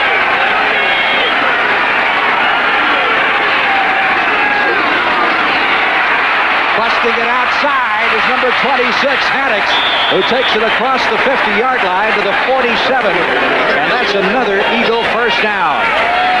What happened on that play is that the Dolphins were in a pass defense, so there was no linebacker there to support that run. And a great cut by Haddix. And Campbell says that one day he's going to be a great fullback in this league. A 21-yard pickup by Michael Haddix and an Eagle first down at the 49-yard line of the Miami Dolphins. And now the Eagles doing what they did to Don Shula's Dolphins in the first half, and that is controlling the football and keeping it away from the potent Miami offense. A reverse. This time it's Williams. And he will be close to another first down at the 40-yard line. A little trickery here, first time for the Eagles. Well, they've been running the ball. So now it's time to slow that pursuit down by using reverse. Here you see they have almost everybody wedged in, but Douay comes out, but he's blocked. But he still manages to get his hand on his ankle a little bit to slow him up. and the rest of the Dolphins come up to make a tackle. That's Blackwood right there. That run a moment ago by Haddix for 21 yards is the longest run from scrimmage by the Eagles this year. Their previous long was 19. They have a 2nd and 1 at the Dolphin 40-yard line. Straight power up the middle with Haddix driving for the first down at the 37-yard line. Haddix came up last year and to some was a big disappointment to the Philadelphia Eagles because James Jones was Here you still get there. a look at 77 Due and number 55 Ernie Roan, the middle linebackers for the Dolphins, coming up to block that run. You see they're being met by guards right in the hole and they're trying to push back. Look at Roan holding that face mask. You think that's legal? As long as you get away with it, I guess. That's right. Great job, though, of blocking by Steve Kenny. First down, Eagles at the 36-yard line of the Dolphins. Haddix. Right behind his center, Mark Dennard. Oh, I tell you, Dennard, if he was pumped up going into this ball game, he has really got to be pumped up here midway in the third quarter, going up against his old team and with the success that the Eagles' offensive line has had blocking. Frankie was so pumped up before the game that he could barely talk. He was saying, I'm not thinking anymore. I just want to go out and play. But obviously, he had to be excited. I know I was excited the first time I went back to Dallas when I was a Redskin. Got to be an emotional moment for Mark Dennard if his Eagles can keep it up. This is the Eagles' first offensive possession of the second half. They're looking at a 2nd and 7 from the Dolphin 34. Haddix over the right side inside the 30. Looks like he'll be about a yard short of the first down with third down coming up. The Eagles are sick and tired of hearing about the Cardinals. They've been hearing about the Giants. They've been hearing about the Cowboys. But they haven't been hearing much about the Eagles. And they want to change that today. Eagles now with a season-high 165 yards rushing against one of the best defensive teams in pro football. This, again, is a team, keep in mind, that has averaged 77 yards per game rushing. So they've more than doubled that. Third down. Closer to 2 needed for the first down. From the Dolphin 29. They go with Haddix. He drives forward, and it'll be close. From our angle, I don't believe he made it, but this may be close enough for measurement. It's Baumhauer, the nose tackle. Comes up to make the stop. Tom Dooley, the referee, calling an official timeout as I think we'll bring in the change. Let's see. In on that tackle is number 56 for the Dolphins, Charles Bowser. Bowser is a guy that makes things happen for the Dolphins. He forces fumbles, he makes sacks, and he makes big plays on third down. If they don't make the first down here, you're going to get a chance to be a real second guesser. Should the Eagles go for it on fourth? No. Or should they try the field goal? This is real easy. When you have a guy like McFadden over on the sideline, here's a guy who already has 19 field goals, and he's just 5 away from being the all-time leader in the season for the Eagles. Because Dempsey kicked 24 in 1973, and McFadden already has 19. On the sideline, he says you lock in mentally. You just think about the time and what you have to do, and you wait for the coach to give you the word. So Marion Campbell's giving him the word. The word is a 45-yard field goal.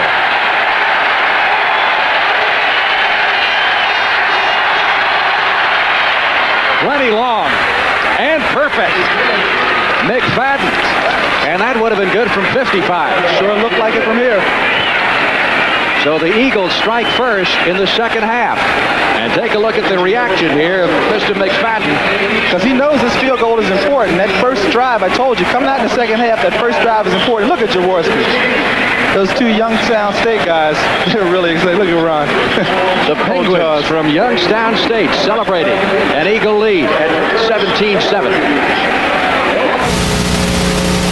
And that's not all, gentlemen. It was Leo who coined the phrase, the more you pack, the more you sell. When Leo said that he would be there by 9, he would be there by 8. Leo even discovered markets we didn't even know existed. Gentlemen, I give you Leo. The new Subaru wagon is larger, more powerful, and one wagon that really gets you places. Subaru, inexpensive and built to stay that way. What's he doing? Just lit a cigar and then he put it out. Bet it's a... Being there. That's what being a State Farm agent is all about. When Scott and Vicki started to outgrow their insurance, We got together and reviewed it all. The new house, a second car, life and health coverages too. A State Farm Family Insurance checkup can be a big help. It's free, and it's there because things change. And like a good neighbor... Right, Jason? Yeah! State Farm is there! And now McFadden, who kicked the field goal, is ready to kick off to Fulton Walker, who has returned 3 so far. Barefoot kicker, high kick, and very short. Coming down to the far side, looks like Eddie Hill, number 31, at the 25, across the 30 to the 31-yard line. Got underneath that one a little bit too much. Second half of the CBS doubleheader today, again, depending on where you happen to be. You'll see the Cowboys and the Cardinals. Those of you in Tallahassee and most of Pennsylvania will watch that game. Giants in Tampa Bay. Those of you in Rhode Island and western New York State will look in on the Giants in Tampa Bay. And those of you in Orlando will see Chicago take on the Los Angeles Rams. And, of course, most of the teams involved are in the NFC East, which is the tightest race in pro football right now, with 4 teams tied for the lead heading into today's action. First and 10 Dolphins at their 31-yard line. This is only their second possession of the second half. Marino completes it. Nathan at the 40. Up to the 44-yard line to pick up a 12 and a first down for Miami. Joe Williams makes the stop. This is the type of pass that Dan Marino will have to complete before he can get to his wide receivers. They're doubling the wide receivers outside, so it's open in the middle. And there's Tony Nathan with a great move turning upfield, and that's the way the Dolphins like to get the ball to him. Well, we talked about at halftime that he might go more to the running backs and the tight ends here in the third period. First and 10 from the 44. Joe Carter trying to get outside, crosses the 45 after the 46-yard line. Ken Clark, number 71, the nose tackle on the stop, along with Dennis Harrison, number 68. There's Bigfoot, huh? That's right. And he's big, too. He is what tall. He told us yesterday, he's 27 years old. He's got 5 youngsters from 7 on down. That's right. He doesn't waste time on the field or at home. Second down. Dolphins need 8 for the first down. They're at their 46-yard line. And they've trailed in the entire football game. Down 17-7. Marino under pressure, lets it go. Duper went up high, and Duper is hurt. Duper went up high and took a tremendous shot in the ribs from Wes Hopkins, number 48, and Duper is shaken up. If you're a wide receiver, that is murder in that area. Duper said he knew he'd have to catch some over the middle today, but he also knew that number 43, Wes Hopkins, roams that secondary and likes to separate receivers from the ball. Here he comes down and drives the corner. He makes a square-in cut, and here comes Hopkins in the middle of the picture, right at his ribs. And it's kind of tough to hold on to the ball with that kind of pressure. Here again, you see the hit, and that hurts, Frank. That hurts. You sound like a man who's been there. 5 minutes, 8 seconds left to play, third quarter, timeout.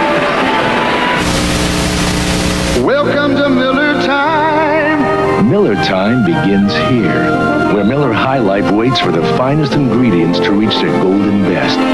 Then we go beyond ingredients and use the finest brewing skills, making sure Miller High Life contains no additives and no preservatives. So come your Miller time, you get nothing but the fresh, smooth taste of just pure beer. Welcome to Miller High Life. Welcome to Miller Time. Some make greatness look simple.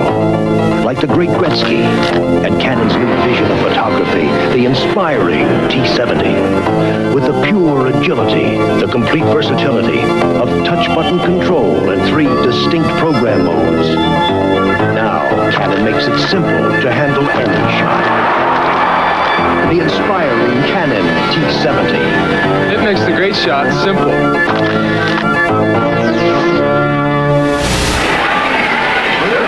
Mark Duper trotted off the field under his own power, and if he was hurting, he wasn't about the Eagles to let them know he was. Third down and 8 for the Dolphins as we get back to play from their 46-yard line. Marino out of the shotgun, drills a bullet to Jensen. And the personal Jensen makes the grab at the 41 of the Eagles to keep the drive going. Well, the Dolphins made that adjustment. Number 11, Jensen, comes in and plays a tight end position. He's also the third string quarterback. He plays quite a few positions for the Dolphins, and he's made some big plays already this year. When he comes in that third down passing situation, he lines up as the tight end, and that's who Marino's going to have to go to, the tight end or the running back on his passing game. He comes out because Duper has just come back in the ballgame. He's down at the bottom of your screen off to the right. Clayton is split to the left after the 14-yard pickup on the previous play. First down from the 41 of Philadelphia. Marino over the middle. Nathan can't hold it. Eagles trying to do a little intimidation job that time on Nathan by Reggie Wilkes, number 51. Take a look at how they're blocking the nose tackle. Well, Dwight Stevenson was the all-pro center last year, and you can see why, because he's very, very strong. I asked him, how can you block with your hand between your legs? But he says, I'm like a guard. I snap, I back up, and then go forward. And you see him chasing, getting Kenny Clark out of the play. With an assist from Roy Foster, number 61. So double-team job on the nose tackle that time. It's 2nd and 10 for the Dolphins at the Eagle 41-yard line. 4 minutes, 20 seconds left, third quarter. Dolphins trail 17-7. Marino steps up in the pocket, hits Clayton. First down at the 24. Herman Edwards on the stop. Well, the heat may be beginning to take a toll on the Eagle pass rush because they're not getting in and pressing Marino. Here Clayton has time to come down and give a good curl move and come in. Although Edwards again tries to separate him from the ball, but Clayton, with excellent concentration, pulls it in for a big first down for the Dolphins.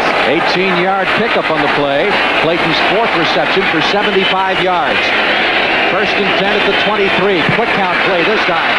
Joe Carter caught from behind as he tried to turn the corner by Greg Brown, number 98. That was the right end defensively, Brown, who trailed that play and didn't give Carter a chance to get moving. That's the time remaining in the third quarter here at the Orange Bowl. All three guys on that Eagle defensive line have good speed because you don't usually see defensive ends run down halfbacks from behind. Brown, they feel, is a real 5. Clayton to the left side, Cooper to the right. Nathan and Bennett are the setbacks on second down. 11. Marino, again with a lot of time, going to the tight end, Dan Johnson, at the 15-yard line. That is the tight end's first reception of the day. That time he had single coverage. He was covered by number 59, Joel Williams. And Marino sees the single coverage and gets it out there to him. Dan Johnson had a little trouble bringing it in, but he was managed to hold on for a nice grab. Now Johnson has just taken himself out of the game. He was shaken up on the play, and Bruce Hardy is in to replace him at tight end. That's the numbers on Marino so far this afternoon. Very impressive, despite the fact he hasn't been able to put the touchdowns up there in the quantity as before. Dolphins call a timeout as they're about to put it in play on 3rd and 2 from the 15-yard line. Shula conferring with Don Strock, who is Marino's backup. 2 minutes, 18 seconds left in the third period. Back in just a moment.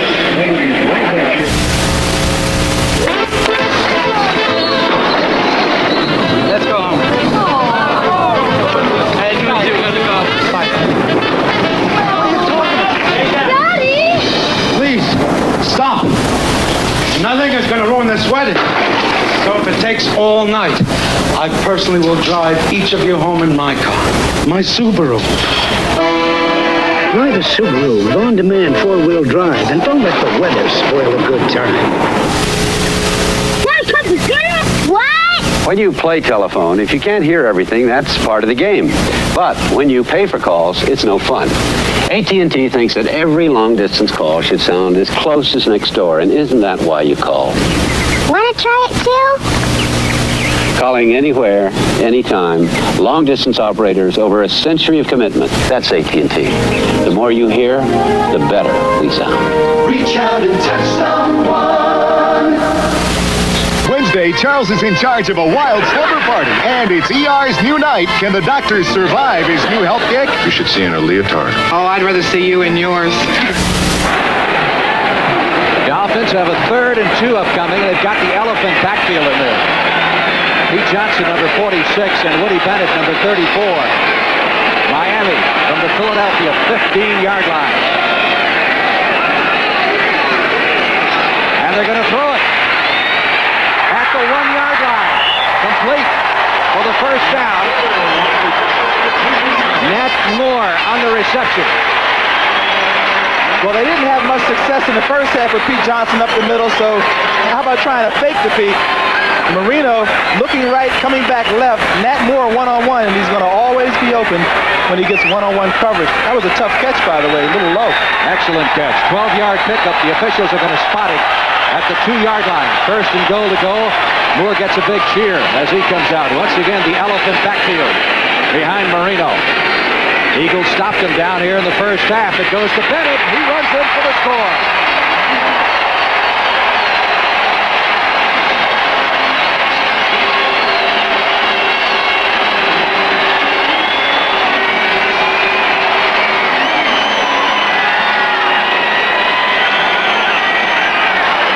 Well, it was tough last time, but not this time. They get some good blocking. This time you'll see that the defensive line doesn't get that penetration, and Woody Bennett can pick his hole and run in. But you got to give credit to the Eagle defense because they did their job. They made Miami drive the length of the field and didn't give up a quick 6. One of the Eagle players was shaken up on that touchdown run by Bennett. So we've got an official timeout here prior to the extra point try. And we'll get his number for you as soon as we can. 2 minutes, 7 seconds left in the third period. 17-13. Eagles. Pruitt, I want Schmitzen at that meeting. Snow or no snow? I want Schmitzen at that meeting. Snow or no snow? Boulder, I want Schmitzen at that meeting. Snow or no snow? Edelmeyer. You know. But what do you do when you get a person? How crazy the weather. Or you may get stuck with something else. Using the switch to Eckerd's system. You use Kodak paste. See? Kodak. System to the best photo processing you can get. Also use Kodak equipment. Quality control. Lab technicians are trained by Kodak.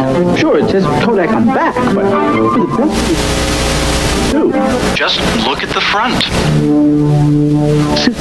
Photo processing only from twice prints, twice the film, twice the guarantee. Look at the job the offensive line of the Dolphins did in opening this hole for Bennett. That's right. Watch 46 Pete Johnson come up and seal down everything on the inside, which allows Woody Bennett a big hole to get in.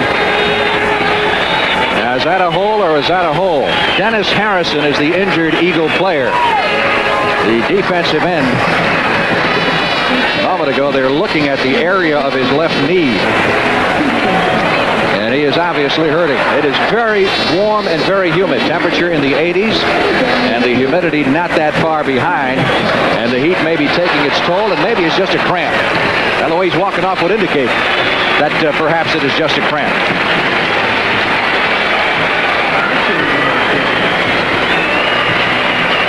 Dennis Harrison certainly would be a big loss for these Philadelphia Eagles, but walking off okay, and perhaps it is just a cramp. We've got the extra point try to come.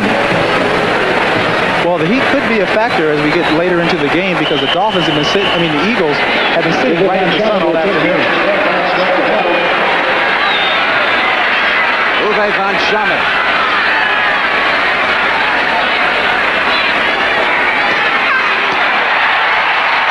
Perfect.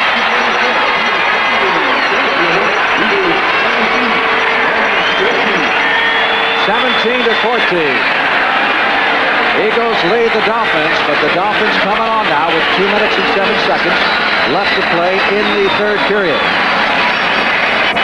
Take a look at the rest of the scores around the National Football League. Washington ran up a 28-0 lead on Detroit, but the Lions have finally scored. That looks like a lapper. Minnesota, Green Bay has been tight all the way. It continues that way in the third period. 49ers look like they've got it together offensively and defensively. Buffalo and New England are tied.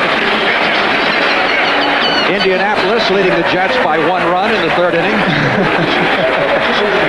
And Pittsburgh over Cincinnati in the third period. Now, should Miami come back and win this game, and should the Jets lose and New England lose, Miami would clinch its title today with 5 games to go. And got a 4-game lead in their division. Uwe von Schamann ready to kick off to Evan Cooper. Cooper, 4th-round draft pick from the University of Michigan. 6 yards deep in the end zone. And the Eagles offense will take over at the 20-yard line on the touchback.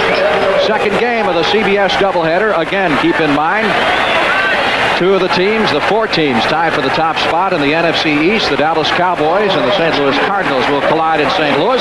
Those of you in Tallahassee and most of Pennsylvania will watch it. Giants at Tampa Bay, and those of you in Rhode Island and western New York State will see that one.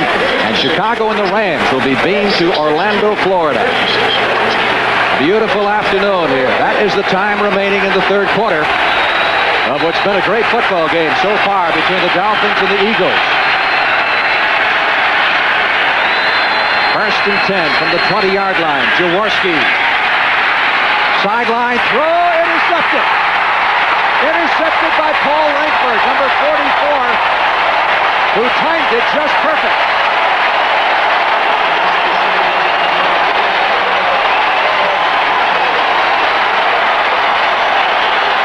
Langford looked like he smelled that one was coming. That's right, it's an out pattern. And Jaworski didn't get it out there with enough zip on it. And Langford made an excellent play on the ball. There's quick, but the pass was a little late, as you could see. And Paul Langford, who's filling in for the injured Don McNeil, really came up with a big play. His second interception of the year, and the Dolphins with great field position and a chance to drive for the lead for the first time today. First down at the 27-yard line of the Eagles. Tony Nathan over the right side to about the 23. Before he's stacked up by Byron Darby, number 94. By the way, the word on Harrison, Dennis Harrison, the injured Eagle, a bruised knee, and he could be back. A minute and a half left in the third period. Second down, 7. Dolphins at the Eagle 23-yard line. Regular split in the backfield. Someone may have jumped there, but no flag. Marino gets the pass away to Nathan. That's good for a first down at the 12.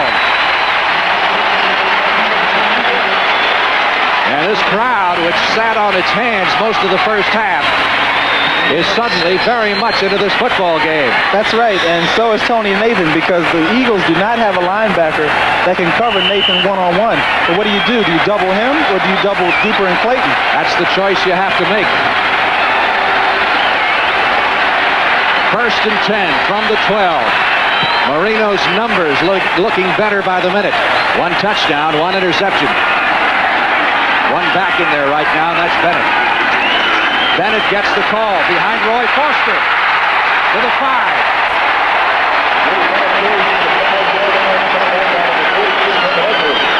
Big hole on the left side. The Dolphin running game is opened up by the passing. Look at 61 Foster get out in front of Woody Bennett. Great block. Bennett cuts back. Duper almost gets a block downfield. If Duper had made that block, Bennett could have walked in. But these runs are set up now because of the passes. Now the passes have been going. These linebackers are playing a little loose, which enables them to get stretched out on the run. And Woody stretched them out and cut back behind a good block by Foster. Dolphins need to reach the 2 for the first down, but the clock has run out here in the third period. And these Dolphins fans finally love what they're seeing. That's the end of the third quarter with the score 17-14 Eagles. We now pause for a word from your local station. 2 of college football's traditional rivalries will be renewed next Saturday when Michigan takes on Ohio State and USC battles UCLA in a doubleheader on CBS Sports. This is CBS. You notice it the moment you pick it up. The balance. The power. A Homelite chainsaw feels right, and that makes a big difference when you have better things to do than cut wood all day. Homelite Jacobson. We put more free time in your day. Get an accessory kit worth $70 free when you buy a Homelite 240 or 330 saw at these dealers. There are 3 good reasons why you should purchase your next motor home from Luke Potter.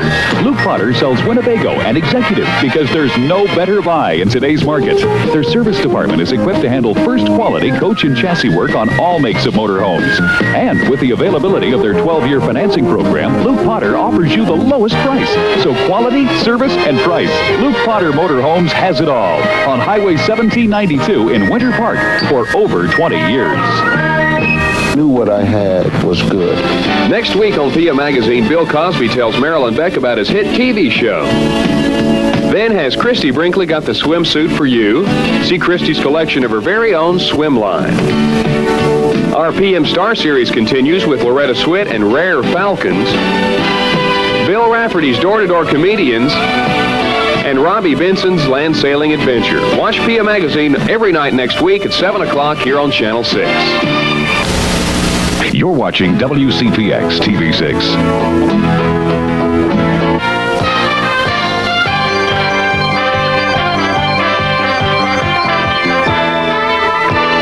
CBS Sports coverage of the National Football League is sponsored by Pontiac.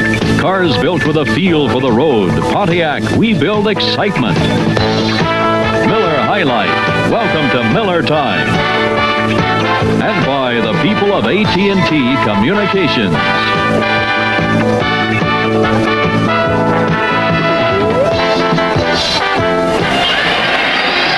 The Miami Dolphins going for the go-ahead touchdown as a concerned Marion Campbell looks on from the sideline. Don Shula feeling a little better now the way things are going as his team has a 2nd and 3 upcoming for the first down. They have to reach the 2 for the first down and 5 for the touchdown, which will put him in the lead for the first time in this ballgame.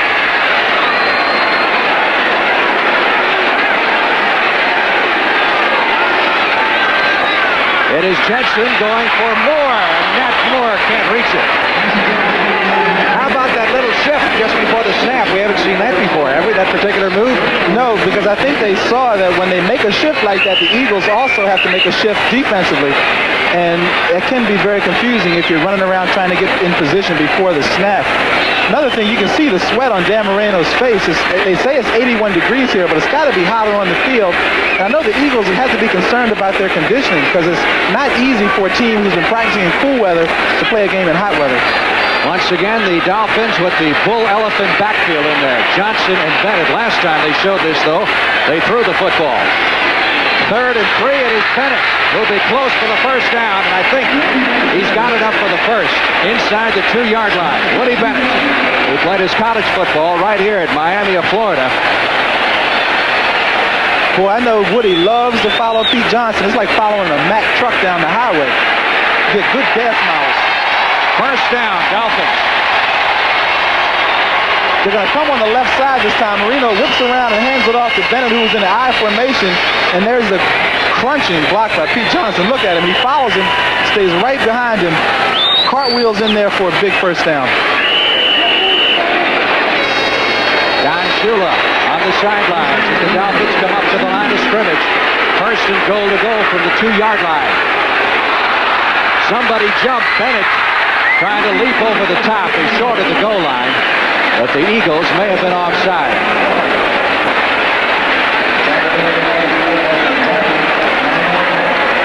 So we'll let Tom Dooley, the referee, figure this one out.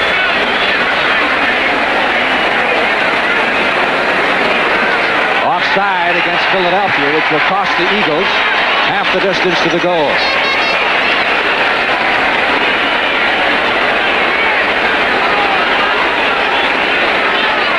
Offside, defense, first down. Well, you ask how the nose tackle can be offside. You already saw number 71, Ken Clark, jump there.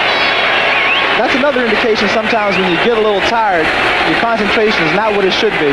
And if your defensive lineman is supposed to watch that ball only. First and goal to go from the 1-yard line. Second man through, Bennett. Did not get in. Eagles are fighting and clawing and scratching for every inch. Keep in mind the great goal line defense in the first half. Can they do it again? here's the play they scored on last time. A Pete Johnson lead off the right tackle. But that time, Bennett took off too soon. You saw he didn't wait until he got to the power jump over, but he jumped a little earlier, and that was why he was able to be stopped on that play. Second and goal. Inside the one. Campbell. Marion Campbell. Hands on knees, looking on. Johnson. I don't believe he got it. It'll be third and goal. He did not get in.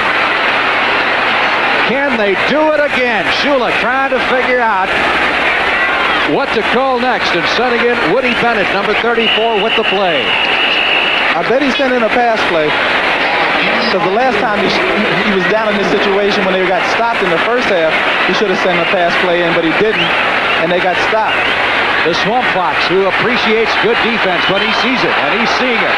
And his Eagles, third down, less than a yard, inside the one.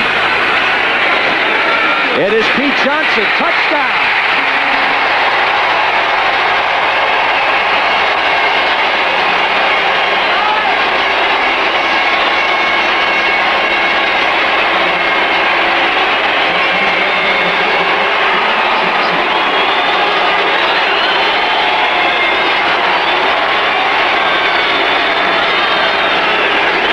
Here, that right side of the Dolphin line gets a tremendous push. You see them containing Woody Bennett with a great block on the corner, and Pete Johnson does the rest. And the Dolphins feel like they have a 100-pound weight off their back right now. They lead for the first time in this ball game with 13 minutes and 23 seconds left to play in the game. They have trailed for 3 quarters plus. Uwe Banchamen. The extra point attempt is good. The Dolphins have a 4-point advantage. As a result of the turnover, the interception by Langford would set it up. Sat down with Mom, talked to Dad. Can't get it together, makes you feel sad. You know you can do it, you wonder where. You want it soon because you really care. The services can help you so you not only get better, you really grow. Talking Army, Navy, Air Force, Marines. They'll take you, train you, show you the way. You'll work hard, get decent pay in the Army, Navy, Air Force, Marines. Prove you can make it. Prove it to all. Serving your country and walking tall in the Army, Navy, Air Force, Marines. You've got it together. They'll see in a glance. Thanks to the services, you got the chance in the Army, Navy, Air Force, Marines. It's a great place to start. Welcome! They said he couldn't retrieve his own shadow, but you didn't give up on him. Now comes your time. To Miller Time! And Miller Time means it's time for the best beer you can find. Miller High Life. Bring your thirsty self right here. The rich, smooth taste of Miller beer is what you have in mind. Welcome to Miller High Life. Welcome to Miller Time. Well, when you get the big pass interception, as the Dolphins did, and you have only 26 yards to travel, that's not much of a drive for the Dolphins offense, but they had to fight for every yard when it got down to the goal line, finally sending Pete Johnson across. Banchamen ready to kick off. Miami with a 4-point lead after trailing early, 14-0.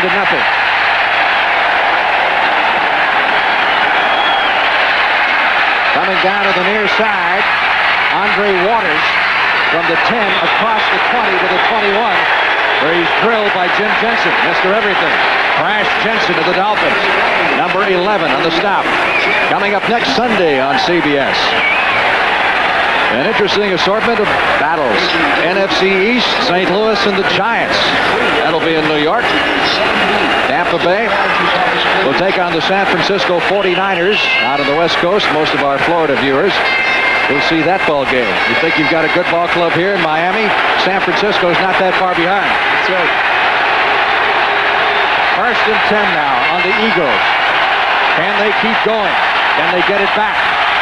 We're going to find out. Haddix gets a couple up the middle. Ernie Roan, number 55 on the stop.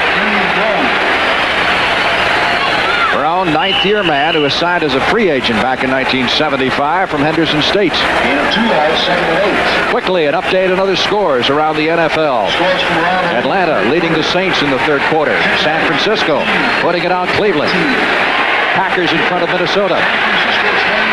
Buffalo, New England. It's also a third quarter score. And Cincinnati and Pittsburgh in a tight one. Second down, 8. Jaworski looking downfield. Completes the pass. Close to the first down. And it was Ernie Roan making the stop, this time with the tight end, Spagnola, number 88.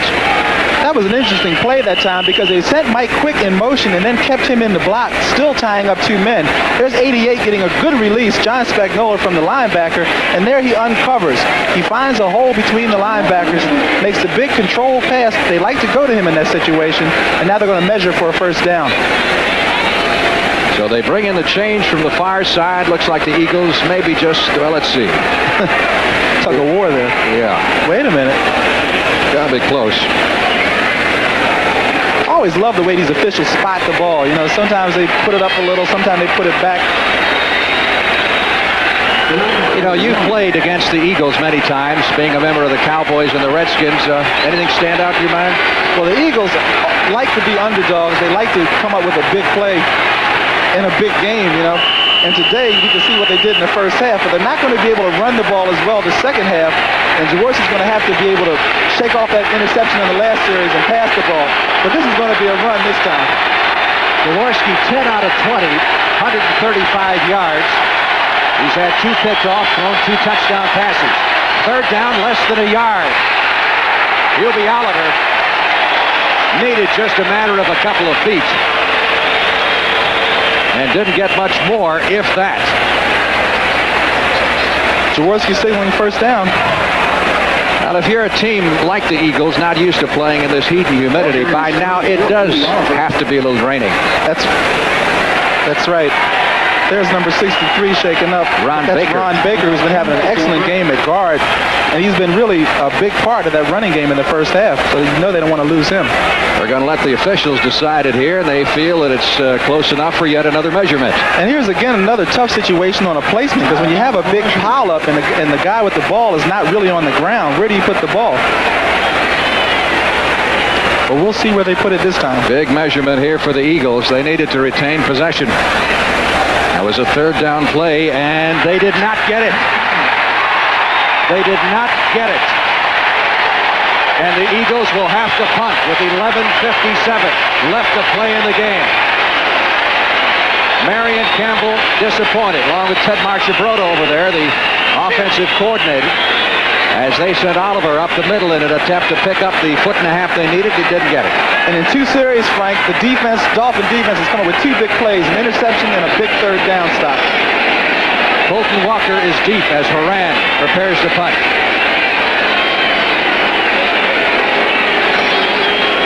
Now Walker is joined by Kozlowski.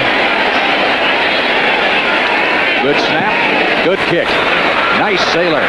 Driving Walker back to the 15. 20.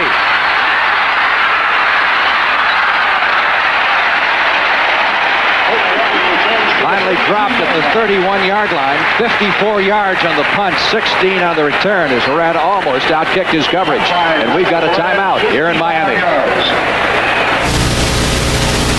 Pontiac. When you get a Pontiac Sunbird, you get a car that's practical and easy to own.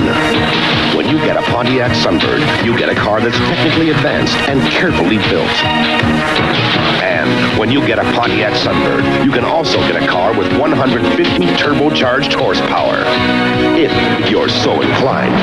Sunbird, only from Pontiac. We build excitement. Pontiac.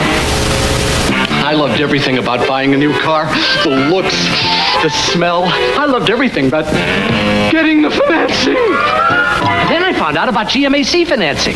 It's so easy, you can do it all right at your GM dealer. Now I love everything about getting a new car. Except choosing which one. Chevy, Pontiac, Oldsmobile, GMC truck, Buick, ooh, Cadillac. Tell your GM dealer you want GMAC financing. That's the easy part. The Miami Dolphins trying to go 11-0 and feeling a lot better about their chances as they finally taken the lead, 21-17. Marino comes out throwing from the 30, going for all of it to Clayton. Overthrew him down at the 20-yard line. I talked to Marino yesterday. What did you ask him how far he could throw it? He said he's been throwing the ball at least 65 yards, but the most amazing thing is he's been throwing it that long since high school. Everybody's trying to get inside the brain of this man, and one of the reasons he's really done so well, go back to his offense in college. It was a pass offense. In over 4 years, he threw over 1,000 passes out of a passing offense, and probably a lot more ready for the NFL than just about any quarterback come out in recent years. That's right. Repetition really helps you to improve, and he certainly had a lot of opportunities to throw the ball. 2nd and 10, Dolphins at their 30-yard line.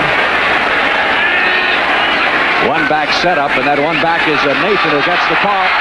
35, 40, 45, across the 50. Tony Nathan, his biggest gainer of the afternoon, finally halted by Wes Hopkins. But not till he picks up a first down at the Eagle 47. Let's watch the middle with Kenny Clark and Dwight Stevenson. There, Stevenson gets a great turn on him, and you can begin to see the Dolphins getting a little tired. See, there's no one out there, and usually the Eagles are swarming around that ball. And I think this heat is starting to wear him down. The heat and the Miami Dolphin momentum. 22 yards on the pickup. First down, Dolphins at the Eagle 47-yard line. Again, Nathan. This time we get a flag. That is the first penalty marker that has been thrown against Miami this afternoon. Eagles have been penalized 6 times for 31 yards, and the Dolphins, who traditionally are among the least penalized teams in pro football. False start, 74 offense, first down. They're guilty of this one. Cleveland Green, number 74, guilty. There's the time left in the game. Herman Edwards on the sidelines for the Eagles. He is out with dizziness. And again, I think that can be attributed to the heat. And Jerry Robinson has also had to take a seat on the bench. That bruised shoulder is acting up again. So a couple of big dents right now in the Eagle defense. If you look at the screen now, you can see the shadows by the Dolphin bench. And the Dolphins aren't getting sun on their face, but on their back. But the Eagles are looking right at that sun. And you don't think that bench placement is intentional? First and 15. Dolphins back at their 48-yard line. Jensen in motion. Nathan lost the ball, fell on it at the 45 after picking up 7 yards.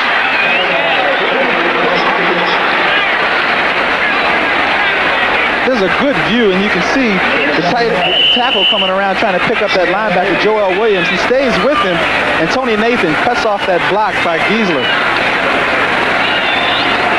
Instead of first and 15, could have been a late hit. Well, it could have been, but the ball was loose. Nathan dropped it and jumped back on it. Nathan's going to get a breather, and Joe Carter, number 23. Now Nathan's still in there with Carter, repaired in the backfield. Marino fires a bullet, completes it to Nathan, close to the first down yardage at the 37-yard line. Tony Nathan has been the key to the Miami offense, both on their drive right before halftime. He made the 2 big plays, and then here in the second half, he's making big plays both as a receiver and as a running back. You saw both guys from Alabama in the backfield that time. Carter, who is the rookie, and Nathan, who is a 3rd-round draft pick from Alabama back in 1979, known perhaps best for his ability to come out of the backfield and catch those short throws. You know, Nathan even looked tired coming off, and he's used to this heat. Now we got the bull elephant backfield of Bennett and Johnson behind Marino on 3rd down, and a long one from the 39 of Philadelphia. Johnson carries to the 34.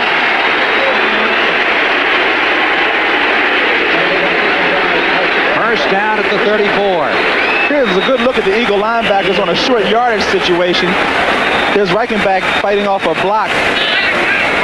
Anthony Griggs was also coming over. Reichenbach's in the game, by the way, because Jerry Robinson, who's their veteran linebacker, has a bruised shoulder. So Mike's going to have to fill some big shoes. Eagles with a ball control drive. Here's the clock continues to move with 8 minutes and 20 seconds left to play in the game. They're finding some holes up the middle. That time Woody Bennett across the 30 to the 27-yard line. Tick, tick, tick. And that's working to the advantage of the Dolphins right now. Have a 4-point lead. Would like nothing better than to run off another 3 or 4 minutes and then climax it with a touchdown. Well, it's important now for Philadelphia to really dig in and try to force the Dolphins to go for a field goal. 2nd down. 3 needed for the first down at the 27-yard line. Nathan got enough for the first as he bounced off the pile and moved forward to the 23. Well, Miami now with a 10-0 record has matched Minnesota's 1975 start. And they are 2 shy of the all-time record for consecutive regular season victories, which goes over 2 seasons. And that was originally set by the Bears 50 years ago, back in 1934. So a victory today would give them 16 straight over 2 years, and 11 straight this year. First down at the Eagle 24-yard line. Nothing fancy here. A lot of running room. That's all there is. As Tony Nathan, who has spent most of the first 3 quarters catching the ball, now running the ball very well. This is what it looks like to have Tony Nathan coming into your living room. Well, when you got something working, keep going to it. Here, Ed Newman, 64, comes out and makes a great block on the pull, and Nathan knows how to use it. There's Wes Hopkins coming in and putting a shot on him. Along with Bernard Wilson, but the Dolphins have reached the Eagle 15-yard line. They're looking at a 2nd and 1.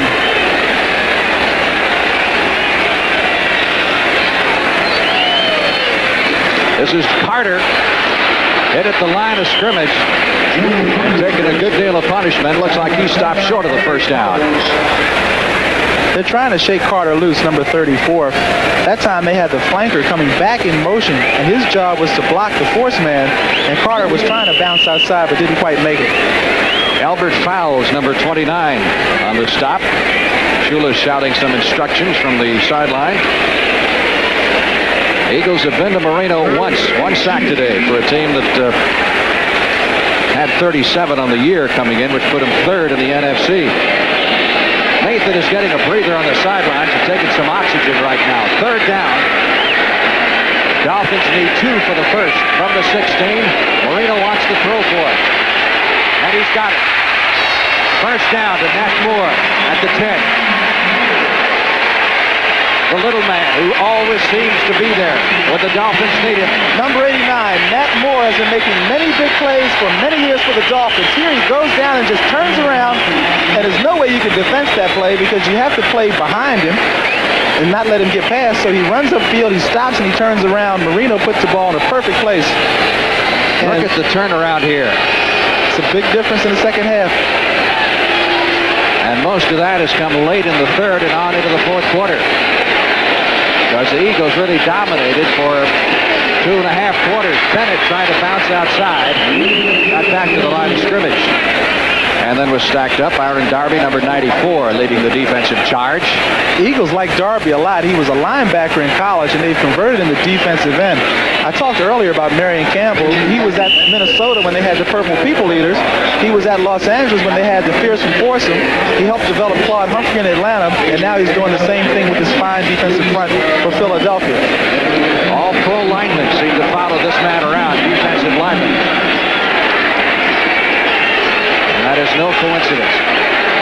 2nd down, 9 from the 10. Marino looking for 6. Clayton couldn't hold it. Corner of the end zone. Well, this next play could be the biggest play of the game for the Eagles. With the score 21-17, a field goal, and they're only a touchdown down. But if the Dolphins can go in and get a touchdown, it's going to make it a lot more difficult for the Eagles to come back. So Campbell's sending in some reinforcements, and Shula's sending in a play. See how close Clayton came to pulling this one down. When you're a receiver and you get that close to a touchdown, you'll maybe even think about that one longer than the one he dropped in the first half. All right, 3rd and 9. Eagles, or rather the Dolphins, have to get inside the 1 to pick up the first from the shotgun. Marino looking near side corner. It is knocked down. Fine defense that time by Ray Ellis. That was excellent coverage because he had single coverage. Now, Ellis is a safety, and he's not supposed to be able to stay up with the receiver of Duper's caliber. Here it is. He's trying to take the inside away. Duper's going to fake out and try to come around him. Ellis gets his head around looking for the ball, and boy, that was another one that was close. But the Eagles did their job. They stopped him from getting a touchdown, and now they're going to try to block this kick. Uwe van Schamen, who has not had a good year. He is only 8 out of 17, but from this range, he has been perfect. They'll put it down at the 18-yard line, which will make it a 28-yard effort. This to give the Dolphins a 7-point lead. Slap is low. He got it away. It's good.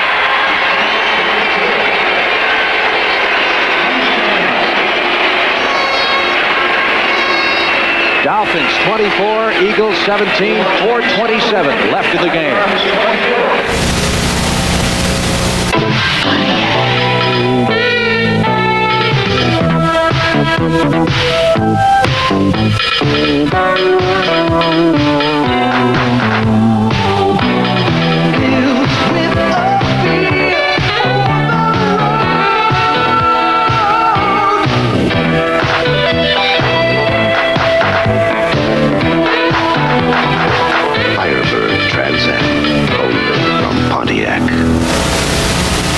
AT&T is in paper, trucks, software. How? With a new program called AT&T Opportunity Calling for Business. It can help small business earn $1 credit on these and other name brand products for each $1 spent on AT&T long distance service. That's savings off the best price you can find. Our catalog is coming to your office. Look for it. AT&T Communications. We can help your business in ways you never thought of. Monday. I shot him. One murder. I wanted him to die. Two confessions. What do a mother and daughter have to hide? Cagney and Lacey. Mike Lieber with Gene Puget. Eagles have left a crack in the door. By holding the Dolphins to a field goal, they are a touchdown away from tying this game up with 4 minutes and 27 seconds to go. If they can get their offense cranked up. And the Eagles were looking at a 6-game season coming into the day, and they know this next series could be very important. And they have a murderous schedule coming up. Joe Hayes really knocked off at the 20-yard line, and the man who hit him is down.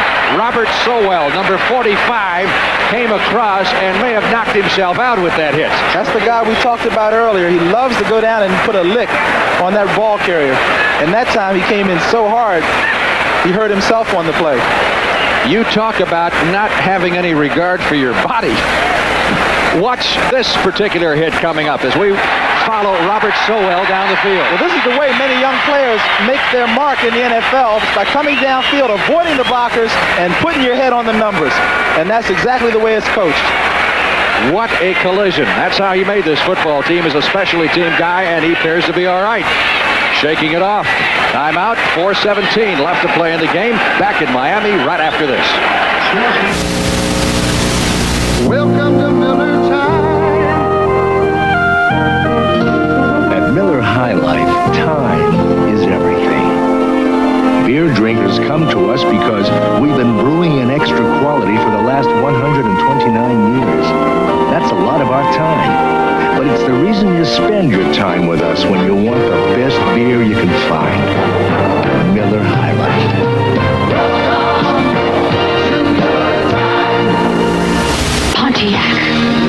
The editors of Road and Track call the Pontiac 6000 STE one of the world's 12 best enthusiast cars.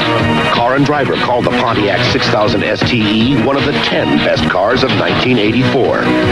So why did we make it even better for 1985? Just because. The sensational 6000. Only from Pontiac. We build excitement. Pontiac. Eagles first and 10 at their 24-yard line. After being ahead most of this ball game, they now trail by a touchdown.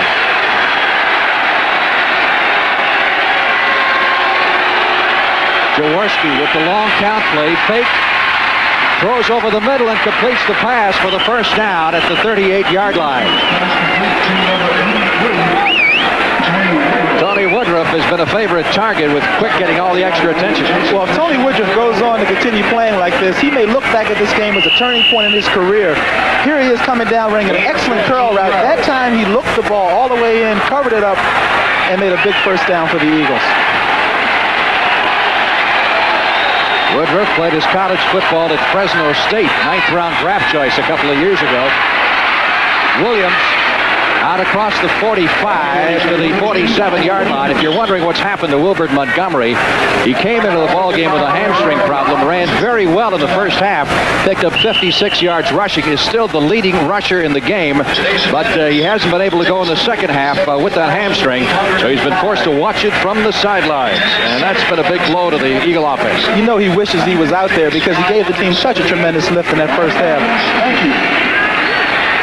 Second down. Eagles need 2 for the first down at their 46-yard line as we hit the 3-minute mark. They had the blitz coming. Jaworski gets it away in one-on-one coverage, aiming it for Mike Quick. Kozlowski, number 40, was back there covering. That's what the Eagles have been hoping for. They're hoping to get Mike Quick on a one-on-one situation. That time, as a result of a blitz, he had one-on-one, but Jaworski just couldn't get it to him that time. Other scores. Boy, the Packers offense has really gotten it in high gear. It's just a matter of time. There's that baseball. It must be in the 9th inning. Getting close to it, 4th quarter. This should pretty well bring you up to date around the NFL. Our score, 24-17, Dolphins leading the Eagles. Big play, 3rd down, 3. Eagles at their 46-yard line.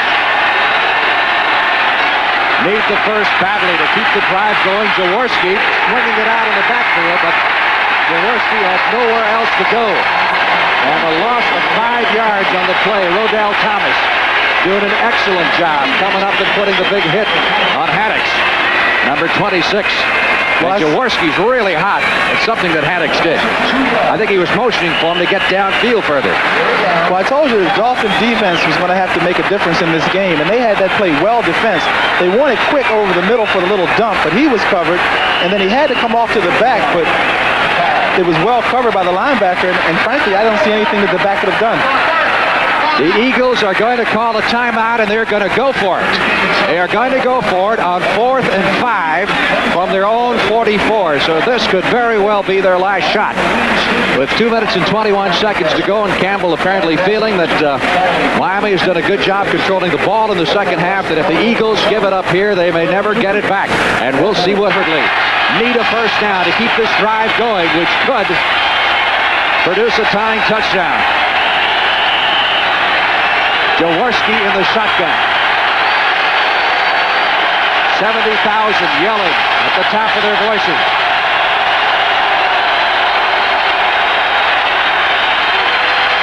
Jaworski goes to Spagnuolo. 50, 45.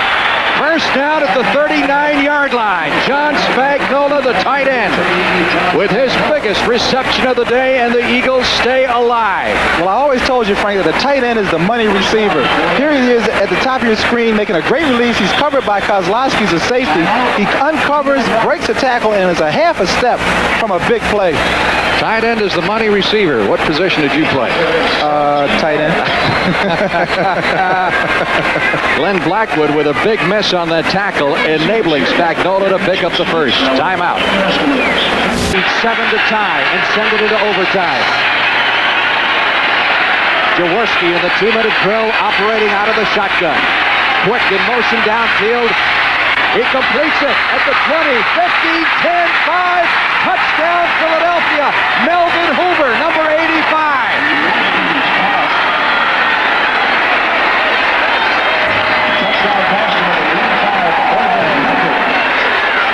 Melvin Hoover, the 3rd wide receiver,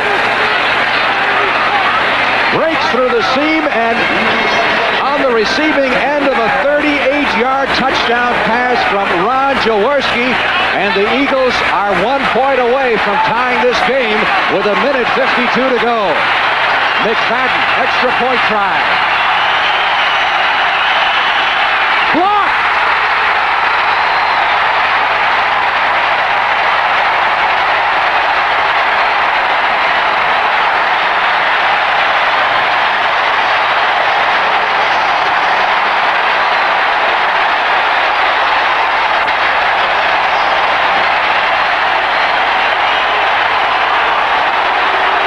believe it was Doug Betters coming up the middle, number 75. But Ron Jaworski on the field, that picture told you everything of this great fight the Eagles have put on, and now it looks like it's going to be 1 point short. And when you're undefeated, things like that have to happen a time or two during the season to keep you undefeated. That's right, Frank. You can't go through the season undefeated without getting some lucky breaks. And luck is the residue of design, I'm told, and I'm sure they had that block design. So a terribly disappointed Ron Jaworski as McFadden misfires on an extra point try for the first time this year. See if we can pick it up here. There's a good hold by Jaworski. Trying to slow it down for you so we can see where the block came. It appeared to come right up the middle. And it is very difficult to tell. Betters was in the middle of it. Onside kick attempt, I believe, has been recovered by the Dolphins.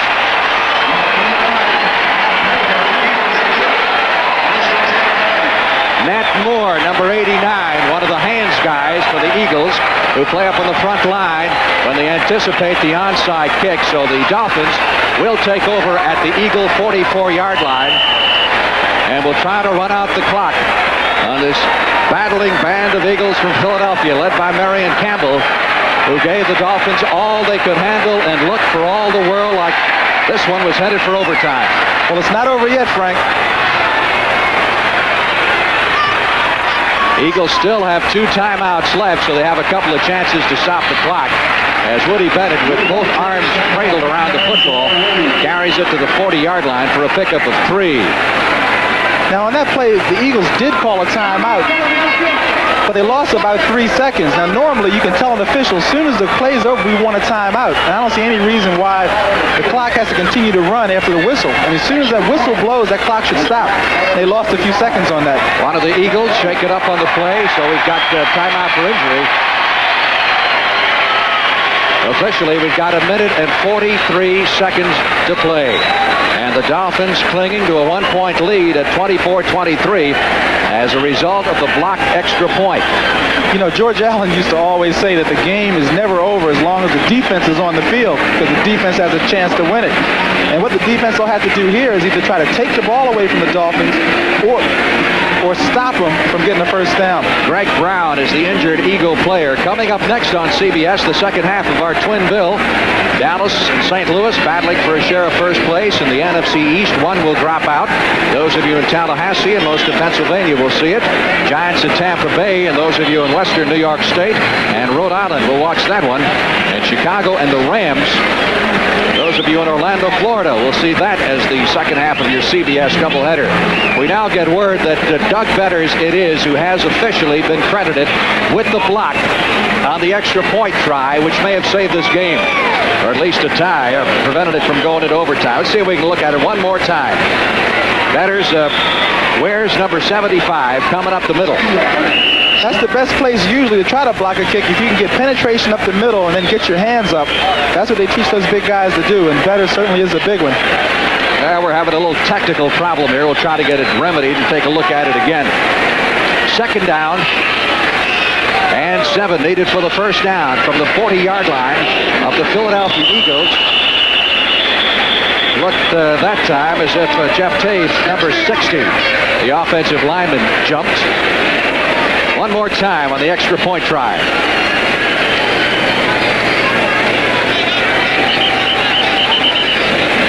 Jaworski with a good snap, clean hold. And McFadden, who has not missed one this year. And this one was deflected at the line of scrimmage. And we actually couldn't see it, but right now they're crediting it to Doug Betters. It matters little because it's the result that counts. On second and 11, Marino out to the tight end, Johnson. Dan Marino's pass complete to number 87, Dan Johnson. And Dan Johnson goes out of bounds at the 37-yard line. Ray Ellis, number 24 on the tackle. That stops the clock. With 1 minute 36 to go, the Eagles have 1 timeout left. and the Dolphins have 2. Obviously, the Eagles would have hoped to knock that pass down and make it incomplete, but that's not so bad because they were able to stop the clock without using a timeout, and now the Dolphins still have a ways to go for a first down. Now, earlier in the game, when it got that close, usually Miami would pass the ball, and a run could be very tough, especially in light of how tough that defense has been in the short yardage situation against the Dolphins. Numbers on Marino for the afternoon, 20 out of 34 for 246 yards. 1 touchdown, 1 interception. 3rd down. 3 needed for the first down. 7-yard line to the Philadelphia Eagles. Flag. Obviously, they didn't get the first, but they may get it anyway on penalty. Because the Eagles may have jumped. Looked like Byron Darby, the right end, who was filling in for the injured Greg Brown, was offside. And that will give the Dolphins the first down and maybe the final nail in the coffin of the Philadelphia Eagles. Defense, first down. You know, Frank, a lot of people wonder how a team that's 4-5-1 can play so well against a team that came in 10-0. But there's really not that much difference between these teams except a play like this in a crucial situation. That can be the difference in the game. And there's the young man, the second-year man, actually, Byron Darby, 5th-round draft choice a year ago from Southern Cal, who jumped and may have iced this. First down at the 33-yard line. Simple straight handoff to Woody Bennett. Well, the Eagles can go back to Philadelphia, certainly, as they call timeout here with their heads held high. Still pays off in the one-loss column, but they played these undefeated Dolphins to a standstill, jumping out to a 14-0 lead. And Miami, of course, didn't actually take the lead in the game for the first time until the final period. Miami by 1 with 1:26 to go, and the Eagles are out of timeout, so that should just about do it. Keep in mind, second half of the CBS doubleheader coming up, one of the key games. The St. Louis Cardinals and the Dallas Cowboys, 2 of the 4 teams tied for first place in the NFC East. If the Dolphins don't pass, they should be able to run out the clock. They have a 2nd and 8 at the Eagle 31-yard line. Bennett about the 29. But the Eagles can only helplessly stand by now to watch the numbers tick. Coming up tonight on CBS. 60 Minutes starts it off, and then the start of a new miniseries, long talked about, called Eagles with no timeouts left. Oh, this has got to be a tough one. That's the most helpless feeling in the world, too, just to sit there and watch the seconds tick off. There's nothing you can do about it. Moreno simply hanging on to the football. And the Eagles were literally 1 point away from turning their season around. Well, I think they've got to run this last playoff because the 30-second clock is going to tick out before the game clock finishes. That'll be 4th down. They need 9 for the first.